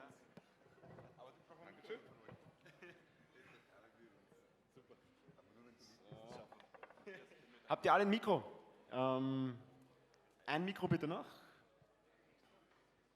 Okay. Wechselt euch einfach ab. Bitte schön. Ja, jetzt zur Abrundung unserer Panel-Diskussion. Wir wollen ja auch, wie eben schon mal angeklungen, ein bisschen über Fachkräfte reden. Negativ heißt das Fachkräftemangel, aber ich bin mir sicher, wir werden gleich ein paar Lösungen auch präsentieren, die Neom anbietet, die auch innovativ sind und nachhaltig sind. Wir sehen es ja hier, wir haben viele junge Leute hier und deshalb für unser Panel hier und für euch alle die Frage, die Energiewende benötigt eine große Anzahl von Fachkräften, das haben wir gehört. Der Bedarf ist riesig. Wir haben auch, wie ich es eben bei den anderen Themen angesprochen habe, eine Verzettelung. Wir müssen Dinge zusammenführen, wir müssen uns auch austauschen bei Best Practices. Aber wie unterscheidet ihr euch denn von der Branche? Ich denke, das gebe ich mal an den Johannes weiter, der das, glaube ich, jeden Tag irgendwo immer mit im Kopf hat, wie man das ständig weiter verbessert. Genau, ja, vielen Dank und eine sehr, sehr wichtige Frage. Aus meiner Sicht oder aus unserer Sicht benötigt es jede Menge Fachkräfte, aber wichtig ist auch, dass wir es schaffen, Hilfskräfte zu zertifizieren. Und beispielsweise unterstützen wir hier auch in der Free City zukünftig mit unserer Neom Academy. Was macht die Neom Academy oder was bietet die Neom Academy? Wir versuchen hier gezielt für unsere Systempartner Schulungsinhalte anzubieten, damit die Mitarbeiterinnen und Mitarbeiter vor Ort, aber auch bei der Akquiseleistung schon wirklich auch gezielt in die Gespräche einsteigen können. Jetzt ist NEOM ja nicht nur in Österreich aktiv, sondern unter anderem auch in der Schweiz. Claudio, an dich die Frage, wie wird denn das in der Schweiz gehandhabt? Was gibt es denn da für Ideen? Was kann man denn von dem von mir eben angedeutschten wichtigen Brückenbau zwischen Österreich, Schweiz, Deutschland von euch vorschlagen? Ja, stell dir vor, Burkhard, auch wir in der Schweiz kennen effektiv diese Fachkräftemangel. Die letzte Statistik, die ich jetzt vor kurzem gesehen habe, zeigt, dass wir 15.000 Fachkräfte fehlen, damit die Ziele des Bundes für 2035 für die CO2-Reduktion erreicht werden können. NEOM ist, wie auch mein Kollege gesagt hat, auch engagiert in der Schweiz. Wir bieten auch unsere Schulungen an. Aber nebenbei sind wir auch Bestandteil vom Dachverband Swiss Solar und zusammen mit dem Swiss Solar und dem Staatssekretariat für Bildung, Forschung und Innovation haben wir 2 Berufe kreiert, nämlich der Solarinstallateur, eine 3-jährige Berufslehre, und der Solarmonteur, eine 2-jährige Berufslehre. Und diese Lehrgänge fangen jetzt im Herbst an. Zum ersten Mal werden die angeboten. Und es ist schon spannend, wenn man Leute da für diese Branche begeistern kann. Aber wäre das zum Beispiel nicht diesem Beispiel aus der Schweiz etwas, was für Deutschland oder für die Österreich auf jeden Fall. Was wir seit Jahren machen, ob das der Solarinstallateur ist in Deutschland, das machen wir mit den Industrie- und Handelskammern recht erfolgreich. Da kommen auch neue Fachkräfte heraus, viel zu wenig, aber es passiert. Aber was ich hervorragend finde, du hast es mir ja eben im Vorgespräch auch erzählt, ist dieses Sandwich, Theorie, Praxis, sodass man wirklich eine gute Mischung hat und die Leute erstens fachlich ausgebildet sind und in der Praxis motiviert sind und ihre Fehler auch machen. Wir brauchen auch eine Fehlerkultur bei jungen Menschen, was wir zulassen. Ich denke, das passiert bei euch auch. Jeder macht Fehler. Aber es ist besonders wichtig, und dass man das auch zulässt und nicht das abstraft. Und deshalb euer Modell ist hervorragend. Ich würde das jetzt von heute hier auch mitnehmen als NEOM-Beispiel Schweiz und das mal an unseren Kammern erzählen in Deutschland, dass wir hier zusammenarbeiten. Okay? Dann machen wir weiter. Nochmal eine Frage an den Markus. Wie unterstützt ihr denn, wir haben eben über Systempartner kurz geredet, wie unterstützt ihr denn diese Systempartner? Das ist ja nicht so einfach. Genau, also es ist nicht nur wichtig, glaube ich, mit Ausbildung weiterzuhelfen oder mit Weiterbildungen, sondern auch an den Produkten anzupacken. Das heißt, wir müssen Produkte auf den Markt bringen, die schneller und effizienter montierbar sind, und so können wir natürlich auch ganz viel Zeit wiederum sparen. Wie zum Beispiel unser Stack, unsere Batteriemodule, was wir jetzt neu auf dem Markt haben. Time to Market spielt ja oft eine Rolle bei euch ja auch. Ne? Jeder will schnell was haben. Wir haben eine Dynamik im Markt. Ich habe es ja kurz erzählt aus der Standardsicht. Wie schnell ist denn dieses Stack? Wie schnell montiert man das Zeug und Also welche Risiken gibt es? Also sehr spannend. Gerade unsere stapelbaren Module werden nur noch gesteckt. Früher wurden die alle verkabelt. Und mittlerweile können wir wirklich die Montagezeit auf 10 Minuten nach unten drücken. Früher haben wir 2 Stunden gebraucht. Und da sieht man wieder, 2 Stunden können verwendet werden, natürlich für andere Elektroarbeiten. Super. Wir brauchen nicht unbedingt zwingend mehr Fachkräfte, sondern wir können sie einfach effizienter einsetzen mit besseren Produkten. Und gerade das schreiben wir uns von NEOM ganz oben auf die Fahne, dass wir einfach eine Effizienzsteigerung in der Montage mit hinbekommen. Ich habe, ihr geistertet heute das Wort Installer rum. Könntest du das noch ein bisschen erläutern? Ist das richtig? Oder Claudio vielleicht? Übernehme gerne. Der Installer, der ist jetzt ein Skill, der wir jetzt im Sommer auf den Markt bringen werden. Der dient natürlich unseren Systempartnern, damit sie schneller, effizienter und sicher unsere Anlagen in Betrieb nehmen können. Die Idee des Installer ist entstanden darin, dass wir auch unsere Partner dazu dienen wollen und helfen können, vor Ort eben eine geführte, digitale, sichere Installation vorzunehmen. Und am Ende, wenn diese Checklisten abgehakt ist, entsteht eine Inbetriebnahme bzw. ein Übergabeprotokoll, wo der Kunde quasi quittieren kann, und somit ist einfach die Anlage komplett digitalisiert. Okay. Jeder redet am Markt natürlich auch bei den Erneuerbaren über Win-Win-Situationen. Ihr habt die Skills für die Endkunden. Wie wirkt sich das denn für Systempartner aus? Was ist dabei zu berücksichtigen? Ja, machst du es? Ja, genau, sehr, sehr wichtiges Thema. Es gibt sozusagen die Skills, die wir speziell entwickeln für unsere Systempartner, damit sie vor Ort schnell und effizient arbeiten können und das auch dokumentiert. Gleichzeitig entwickeln wir aber auch jede Menge Skills im Bereich der Endkunden, weil das ist uns ein besonderes Anliegen, dass unsere Systempartner letzten Endes auf die Herausforderungen am Markt entsprechend reagieren können. Und eine dieser Herausforderungen, du hast es zuerst auch angesprochen, ist auch das Thema vielleicht der Energiegemeinschaften. Hier unterstützen wir speziell mit dem Skill Club, dass wir einfach und unkompliziert jede und jeden auch an der Energiewende teilhaben lassen. Das heißt, auch für uns ein sehr, sehr wichtiges Produkt, weil das Teilen von Energie und insbesondere Strom wird auch immer wichtiger. Und durch den Skill Club schaffen wir es auch, dass wir Privathäuser, Wohnungen, aber auch Gewerbekunden vernetzen und dadurch wirklich ein essentieller Skill, den wir auch in Zukunft hier stärker auch forcieren wollen und auch viel, viel stärker eingesetzt werden muss. Ja. Was ich auch noch festgestellt habe, und wir haben das ja auch schon mal diskutiert, hier geistert ja heute auch dieser Skill Green rum. Markus, wir sind beide aus Deutschland. Ich glaube, du kannst es noch mal kurz erklären, worum geht es da? Gibt es das in Deutschland? Genau. Also ist das ein Erfolgsmodell aus deiner Sicht? Also den Skill Club hätte ich auch gerne in Deutschland. Vielleicht können wir später noch drüber diskutieren mit den Energiegemeinschaften.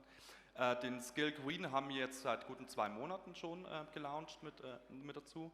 Ist super spannend für Elektroautofahrer. Die wenigsten wissen, dass sie eigentlich die CO2-Zertifikate des Elektroautos auch verkaufen können. Und dabei unterstützen wir über unsere App dementsprechend. Und das bedeutet, dass er ungefähr 300 € pro Jahr der Kunde für das CO2-Zertifikat bekommt. Es dauert gerade mal 10 Klicks in der App und schon ist die Beantragung der Prämie erfolgt und das Restliche erledigen wir alles. Okay, also du siehst es als erfolgreiches Modell, als Geschäftsmodell? Absolut, man sieht daran auch, CO2 bekommt langsam einen Preis und ich kann mit CO2 Geld verdienen, wenn ich es dementsprechend einspare. Also das müssen wir in den Brückenbau einbauen, dass auch die Politiker und andere Stakeholder das wissen und das maßgeblich auch dann mitvertreten und umsetzen und auch eine Sicherheit am Markt schaffen, dass die Menschen solche Dinge nutzen können in Zukunft, die Kunden. Absolut. Ja. Kommen wir noch zum Schluss zu einem ganz wichtigen Thema. Ich habe es ganz kurz angedeutet, ich hatte nicht so viel Zeit in meinem Erstimpuls. Netzausbau, Speicher.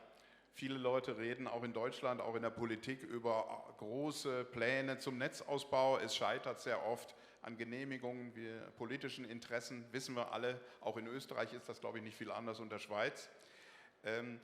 Ich glaube persönlich oder auch der VDE glaubt, dass der Netzausbau alleine nicht reicht. Man kann nicht nur ein Netz ausbauen, das Netz ist erstmal dumm.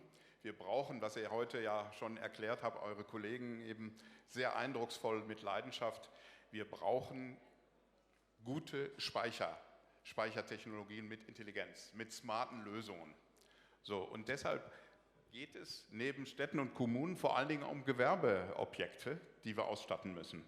Und vielleicht könnt ihr da noch mal was zu sagen, wie können die Gewerbekunden von diesem Neum-Angebot profitieren?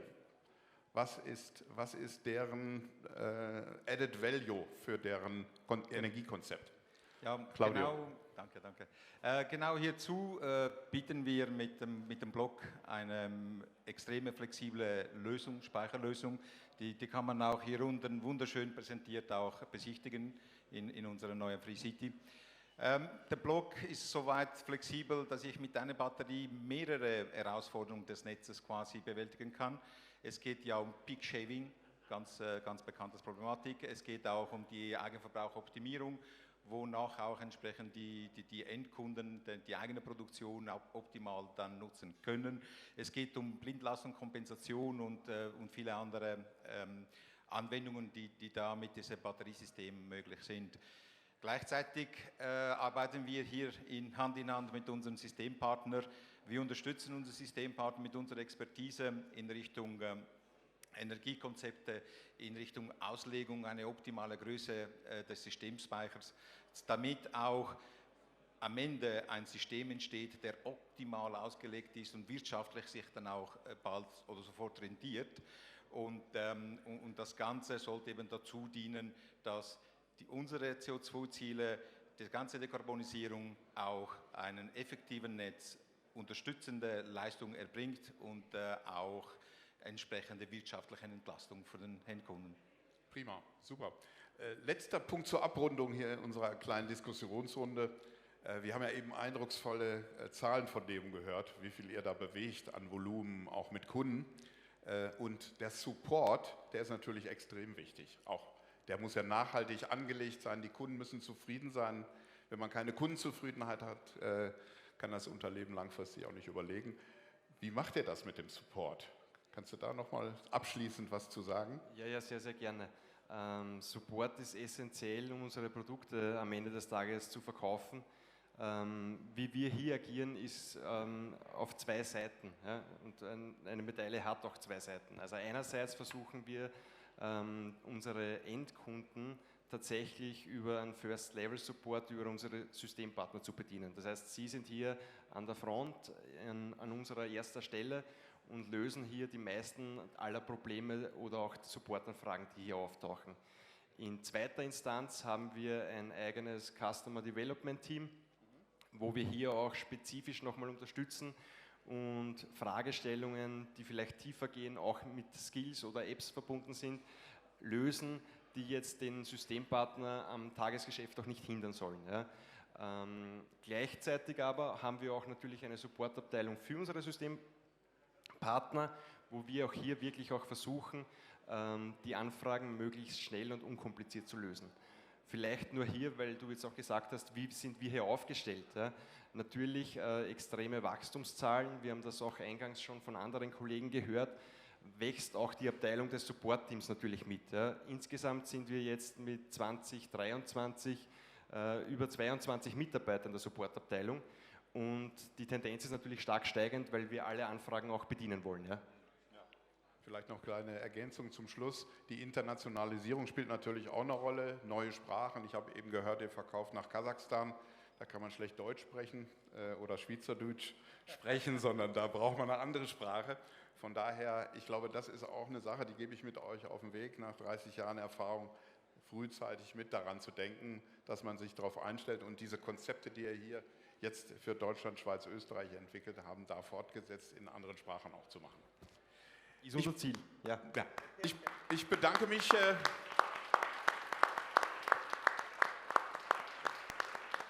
Ich bedanke mich bei euch und als VDE sage ich noch einmal Glück auf für eure Arbeit. Das klingt alles spannend. Bleibt stabil an der Stelle, setzt eure Werte durch, haltet die Unternehmenskultur, damit wir diesen Fachkräftemangel gemeinsam bewältigen, dass wir junge Leute haben. Ihr habt das beste Beispiel, hier sind so viele junge Leute, ich bin begeistert, habe ich schon lange nicht mehr gesehen.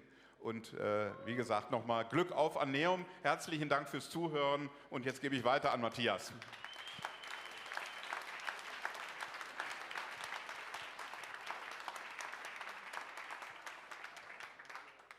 Danke Burkhard, danke Johannes, danke Markus und danke Claudio, auch an dieser Stelle.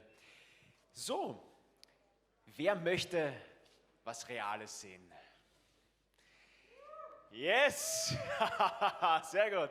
Wir kommen zu echten Projekten, zu Referenzen und da möchte ich gerne bitte Vice President Sales Bettina zu mir auf die Bühne bitten. Hallo Bettina.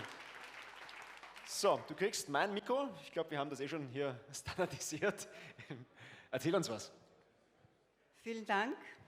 Ja, jetzt ist wirklich an der Zeit, dass wir uns einmal anschauen, was dieses großartige Team realisiert. Und für mich selber war es unglaublich, wie ich hier bei Neum gestartet habe, diese Dimensionen überhaupt einmal, ja wie soll ich sagen, das zu erfassen, in was hier wirklich alles gebaut wird, realisiert wird, umgesetzt wird und mit welcher Motivation. Ich möchte jetzt einfach gerne mal reinstarten mit einem mega großen Projekt.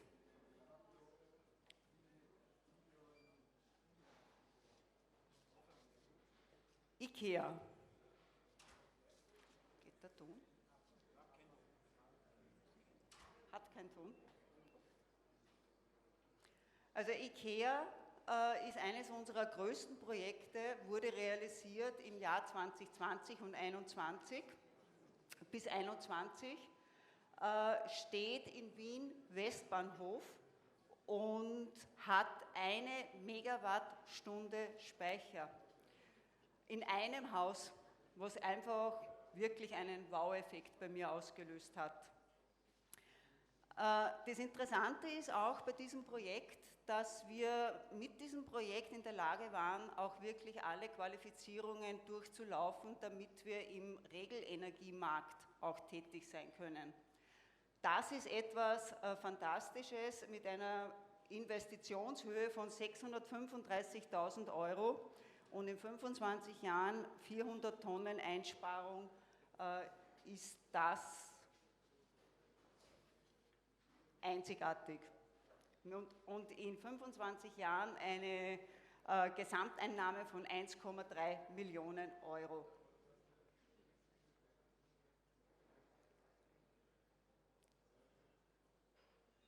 Das nächste Projekt, das ich gerne vorstellen möchte, ist Freiraum. Freiraum ist ein Mehrparteienhaus hier bei uns in Freistadt, was sehr in den Medien vertreten war. Es hat 26 Einheiten, 26 zufriedene Mieter, glückliche Mieter, einzigartige Mieter, die wirklich in einem Haus jetzt leben dürfen, wo jede Wohnung mit einem Netzersatz Strom ausgestattet ist. Auch hier, dieses Projekt wurde realisiert 2021. Eine Investitionshöhe von 180.000 €, 205 Tonnen CO2-Einsparung und 460.500 € Gesamteinnahmen.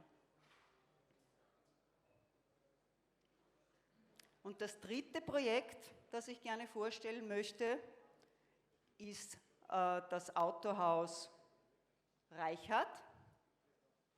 Das Autohaus Reichert befindet sich in Mauthausen und hier wurde sowohl PV-Anlage, Speicher als auch Ladestationen verwirklicht. Und wenn man sich die Dimension anschaut, um was wir hier sprechen, beim Autohaus Reinhardt wurden 100 Kilowatt Peak PV verbaut und 100 Kilowattstunden Speicher.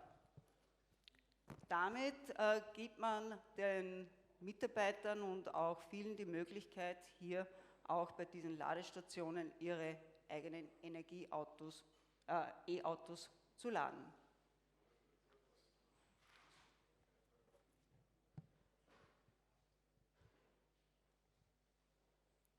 Wir haben hier eine Investitionshöhe von 210.000 €. Wir sprechen von 375 Tonnen CO2-Einsparung und 550.000 Einnahmen innerhalb 25 Jahren. Das sind nur 3 von ganz, ganz vielen Projekten, die uns wichtig waren, euch heute hier zu zeigen. Es zeigt nämlich, NEOM steht für Projekte von ganz groß bis auch kleinere Projekte. Und ich glaube, das wollen wir auch mitnehmen, dass NEOM Projekte hat für jedermann. Dankeschön. Danke, Bettina. Also richtig cool. Also IKEA, Westbahnhof, jeder, der in Wien schon mal vorbeigefahren ist, der sieht das sofort. 1000 Kilowattstunden, also 1 Megawattstunde, die dort verbaut ist von NEOM.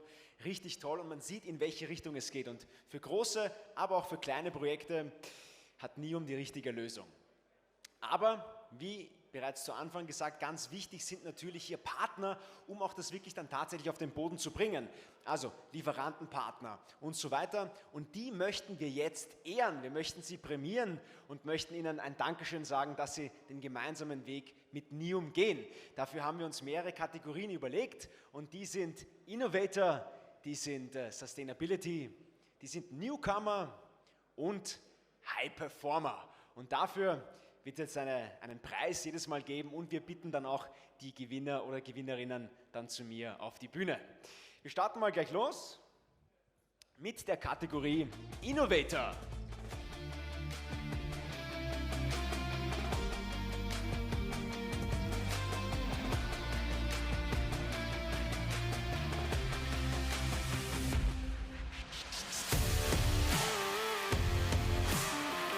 Yes!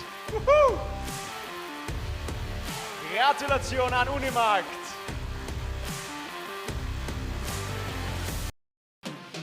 Ja, mein Name ist Erhard Meindl und ich bin Franchise-Partner von Unimarkt seit 2008. Das Ziel von unserer Energiegemeinschaft ist ein bisschen unabhängiger vom großen Energieanbieter zu werden. Das heißt, wir haben sehr große bäuerliche Betriebe, die viel Strom produzieren, den sie gar nicht brauchen können.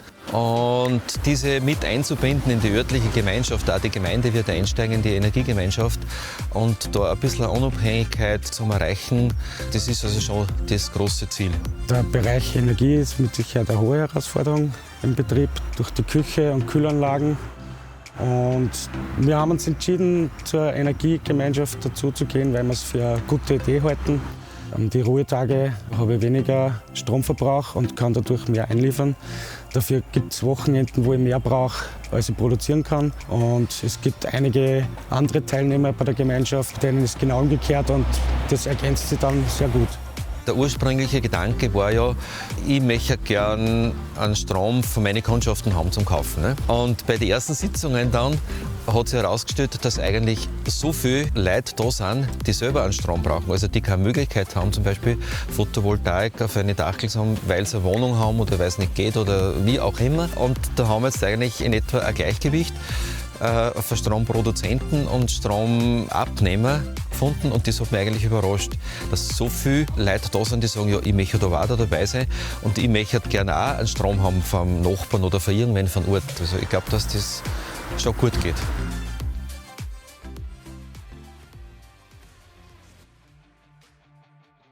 Die Innovator des Jahres 2023. Wo sind Sie? Andreas?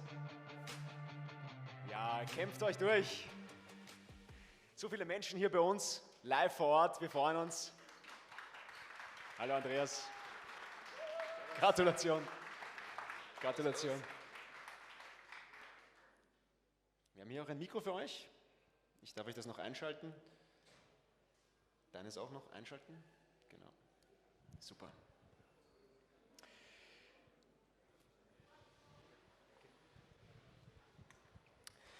Es freut mich wirklich, dass wir heute diesen Award an die Unimarkt-Gruppe verleihen dürfen, weil die waren die Ersten, die mit uns das Thema Energiegemeinschaften angegangen sind und jetzt schon mehrere mit uns gegründet haben. Und ich glaube, es ist ganz, ganz wichtig, weil es braucht nicht nur Vordenker, wie der Walter, die Lösungen sehr bald auf den Markt bringen, sondern es braucht auch Partner, die dann mitgehen und sagen, das machen wir, da sind wir die Ersten, die das umsetzen. Und das war in dem Fall der Unimarkt und deswegen freut es mich heute, dass wir hier stehen und uns da bedanken dürfen für die erfolgreiche Zusammenarbeit. Danke.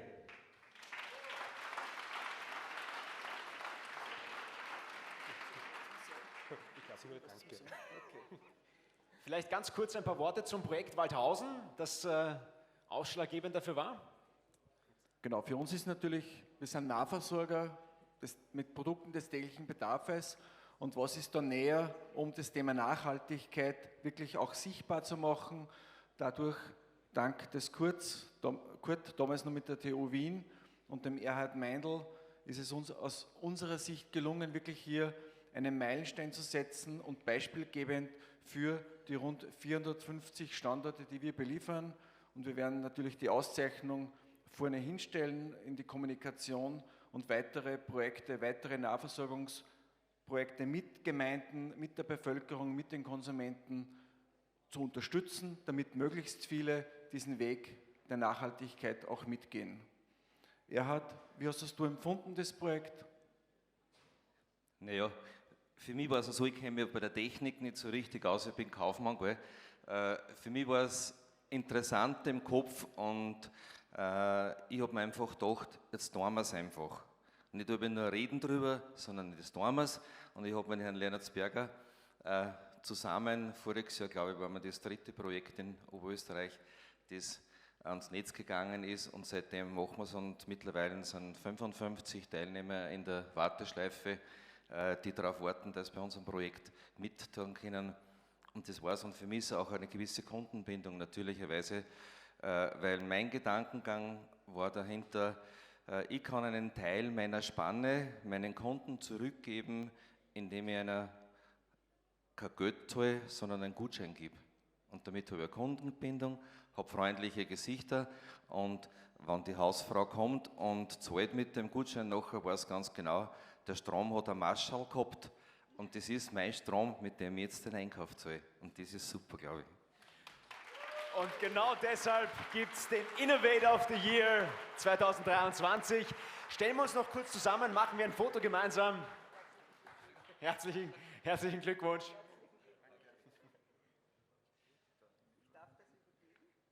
Stelle ich dazu, genau. Schönes Foto noch.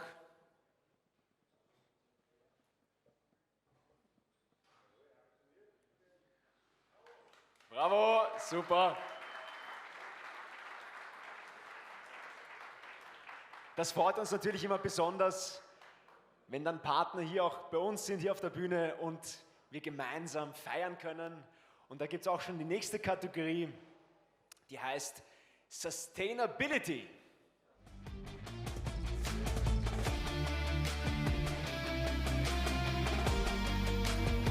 Und gewonnen hat als Sustainability Leader 2023 die Linz AG.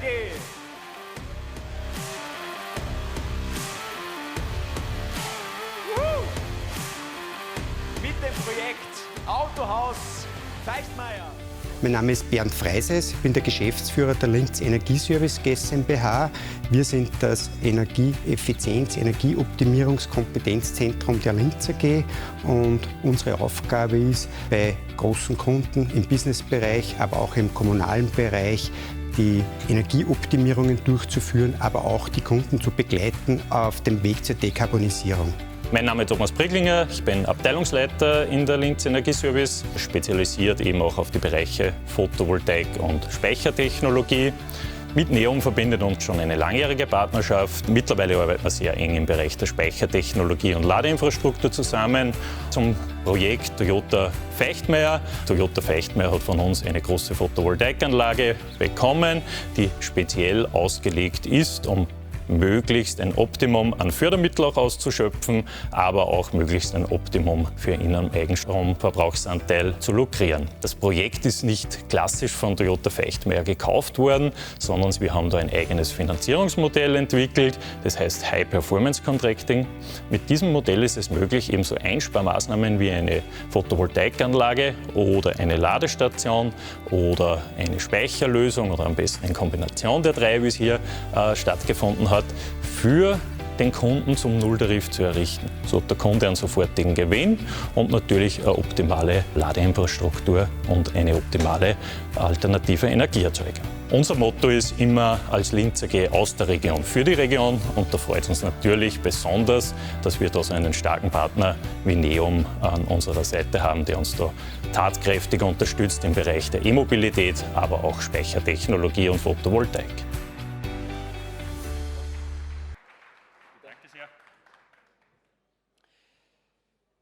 So, Kollege, ist er auch noch da oder lässt er sich entschuldigen? Ein bisschen Keine Kamera schauen. Ahnung, der Herr Feichtmeier, ob er da ist. Ja. Sonst einen wunderschönen Abend einmal von meiner Seite.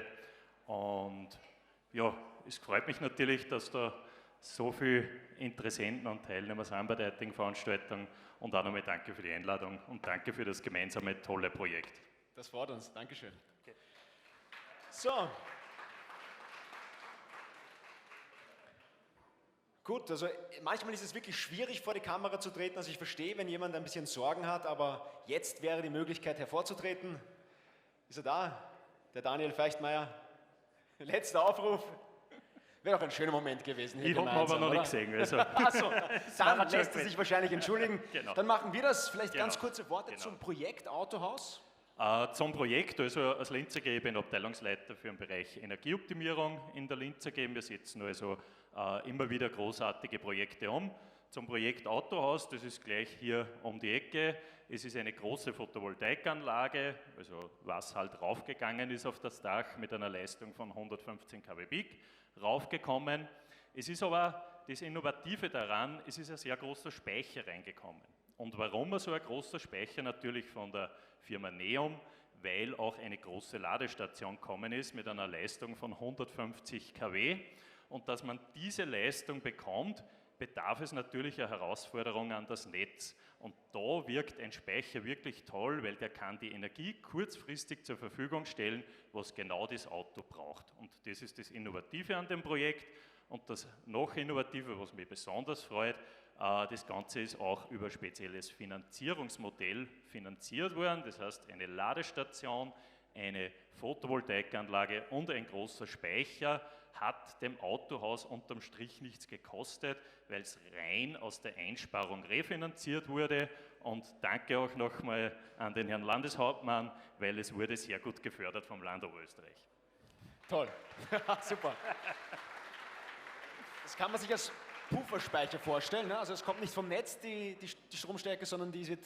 Ja, es kommt natürlich was vom Netz, aber wenn ich kurzfristig 150 kW Leistung brauche und so viel Anschlusswert nicht habe, kann ich hier mit dem Speicher wirklich tolle Maßnahmen erzielen. Genau. Also da bringe ich das E-Auto voll und den Kanal schaue ich natürlich auch. Oh, danke schön. Dankeschön.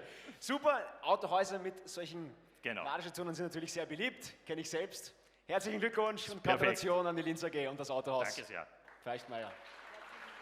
Wir machen auch noch ein gemeinsames Foto hier.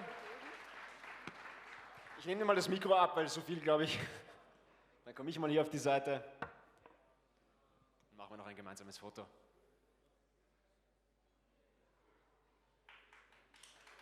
Gratulation, Dankeschön, danke. Wir kommen zur nächsten spannenden Kategorie und das sind die neuen, die Newcomer 2023.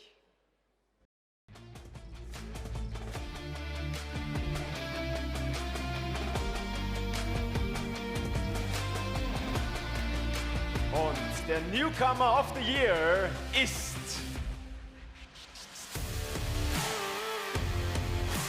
Convolutas. Convolutas AG. Also mein Name ist Martin Uhr. Ich bin bei der Convolutas verantwortlich für die ganzen technischen Angelegenheiten und den strategischen Einkauf. Convolutas ist grundsätzlich ein Energiegeneralunternehmer mit Spezialisierung im großen PV-Anlagenbereich, sprich im industriellen Bereich. Und da gehört dann für den Endkunden alles dazu. Also egal, ob er nur PV will, ob er einen Speicher dazu will, Travostation, bei uns kriegt er das Gesamtpaket und hat eine Ansprechperson. Wir als Convolutas stehen dafür, dass wir jung und dynamisch unterwegs sind. Das zeigt auch unsere Firmengeschichte. Seit 2022 haben wir gut 10 Megawatt Peak an PV-Leistung verbaut. Und wenn wir die Gesamtsumme anschauen, sind wir wahrscheinlich jetzt irgendwo bei rund 20 Megawatt Peak. Mit Neom kam er eigentlich ins Gespräch durch unser Großspeicherprojekt. Dabei ging es um Peak Shaving und da hat Neom uns die beste Performance geboten, sei es in der Projektierung, als auch dann später in der Ausführung und halt auch für den Nutzen vom Kunden. Und das Material war lieferfähig.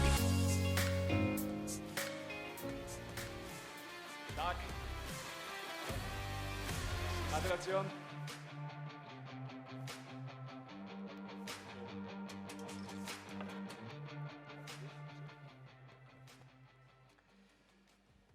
Ja, Claudio, unser Country Manager aus der Schweiz, wird euch hier, ich gebe auch dir ein Mikro, Claudio.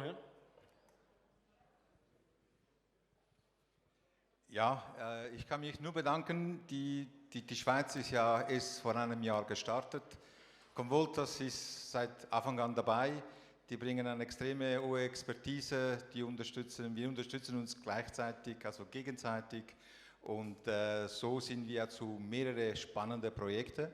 Und natürlich der erste Block, quasi, der in der Schweiz in Betrieb genommen wurde, wurde jetzt von den Convolutas in Betrieb genommen. Und auch das Projekt, das wir da realisiert haben, ist sicher mal so ein Leuchtturm für uns in der Schweiz. Also danke für die Zusammenarbeit, für die Partnerschaft und auf eine lange Partnerschaft auch in Zukunft. Danke gleichfalls, danke Claudio. Wollt ihr noch ein paar Worte zum sagen, vielleicht? Also ich glaube, viel sagen müssen wir nicht mehr. Neom bietet wirklich ein tolles Paket, nicht nur tolle, innovative Produkte, sondern auch einen super kompetenten Service und einfach eine tolle Zusammenarbeit auf Augenhöhe. Claudia hat es bereits zum Eingang erwähnt. Wirklich eine tolle Zusammenarbeit, wo wir uns gemeinsam weiterbringen in eine tolle, hoffentlich CO2-neutrale Zukunft. Super, das freut mich. Und wird spannend, denn die nächste Kategorie ist High Performer und unsere Newcomer vom letzten Jahr sind die High Performer von diesem Jahr. Also es wird spannend und wir freuen uns, dass ihr mit dabei seid. Herzlichen Glückwunsch, Dankeschön. Dankeschön. Wir machen auch noch ein Foto gemeinsam hier.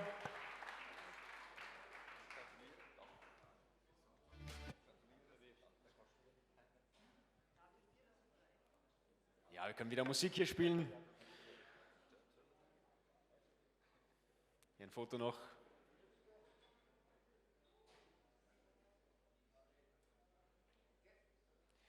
Super, Dankeschön.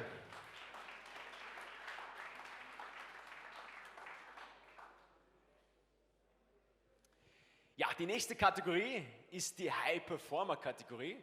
Und wie bereits erwähnt, ganz besonders stolz sind wir natürlich auf unsere Newcomer vom letzten Jahr, denn die sind die High-Performer von diesem Jahr. Und da darf ich jetzt Walter zu mir auf die Bühne bitten für unseren High-Performer. Die Kategorie, noch kurz das Intro und los geht's.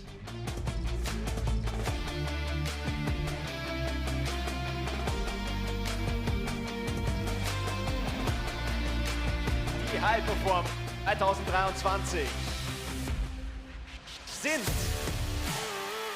Energy for Life. Zu mir auf die Bühne, Jordi Jürgens und Max Hansemann.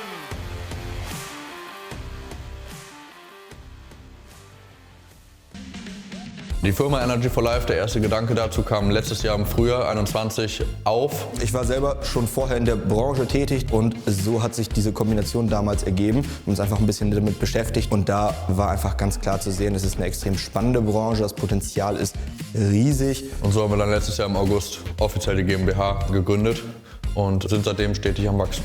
Für uns hat für die Partnerschaft mit Neom am Anfang ganz viele kleine Punkte gesprochen, sei es die Produkte, sei es die Qualität, die Regionalität mit einem Ansprechpartner in Europa.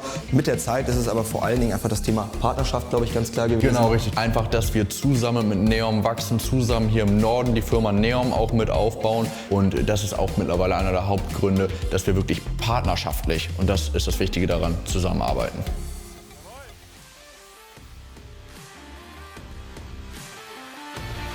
Also Energy. Hi, servus.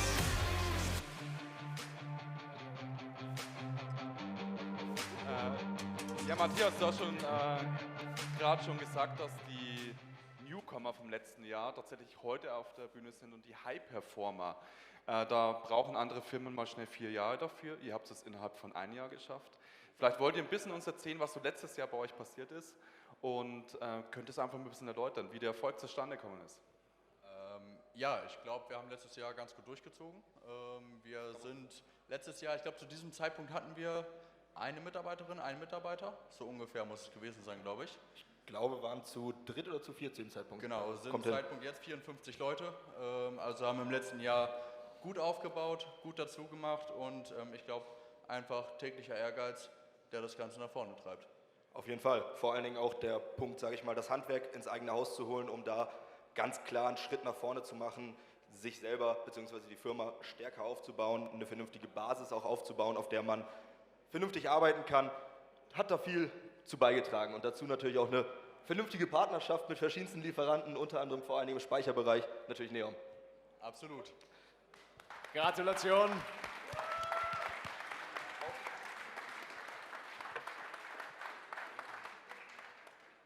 Also vielen Dank nochmal für die Partnerschaft und ich hoffe, wir werden noch einige Jahre euch hier ehren dürfen als High Performer, Innovator und Nachhaltigkeits-Award nochmal bitte bereichen. Also ich hoffe, wir sehen uns nächstes Jahr nochmal auf der Bühne. Eins müsst ihr, glaube ich, noch erreichen für dieses Jahr, das wäre, ich glaube, einen Blog verkaufen müsst ihr noch. Ne? Das kriegen wir auch noch hin, Walter. Der Deal wird jetzt Jahr für Jahr offen bleiben, aber irgendwann kriegen wir den auch hin. Super, wir machen auch noch ein gemeinsames Foto mit dem Award, mit Walter, mit Markus.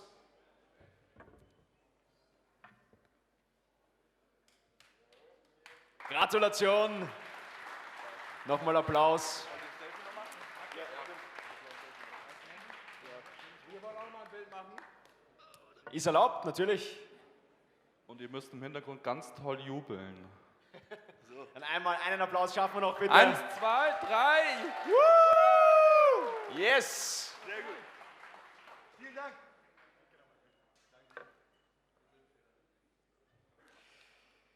Ja, Walter, das waren die Awards 2023. Neom Live 04. Also, so wie das Gebäude hier aussieht, habe ich mir gedacht, du möchtest Freistadt zur neuen Hauptstadt von Österreich machen? Nein, das stimmt nicht. Wenn man die Geschichte von Freistadt kennt, mit der Braukommune, wo die Eigentümer der Brauerei die Altstadtbesitzer sind und nach wie vor ihre Dividenden in Bier bekommen, ist es sehr ähnlich, wie wir es mit Energiegemeinschaften in ganz Europa vorhaben.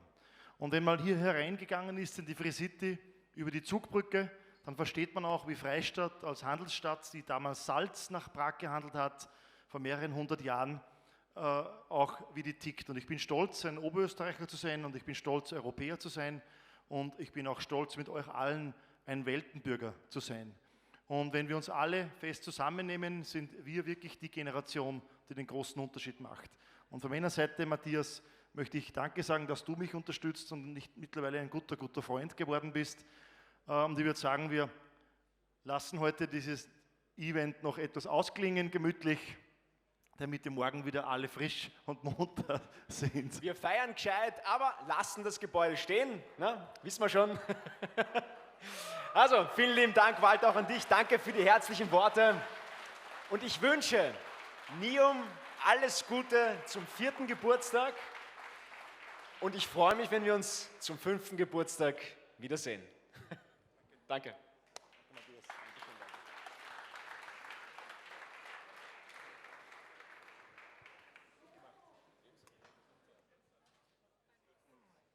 Ja, die Bars sind eröffnet.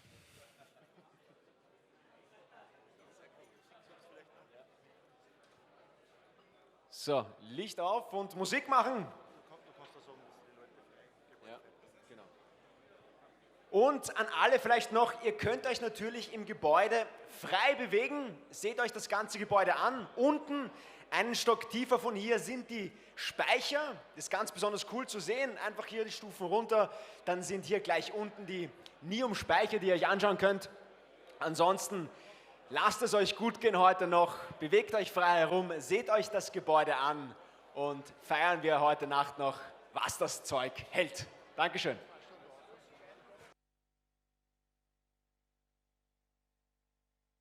Danke, danke.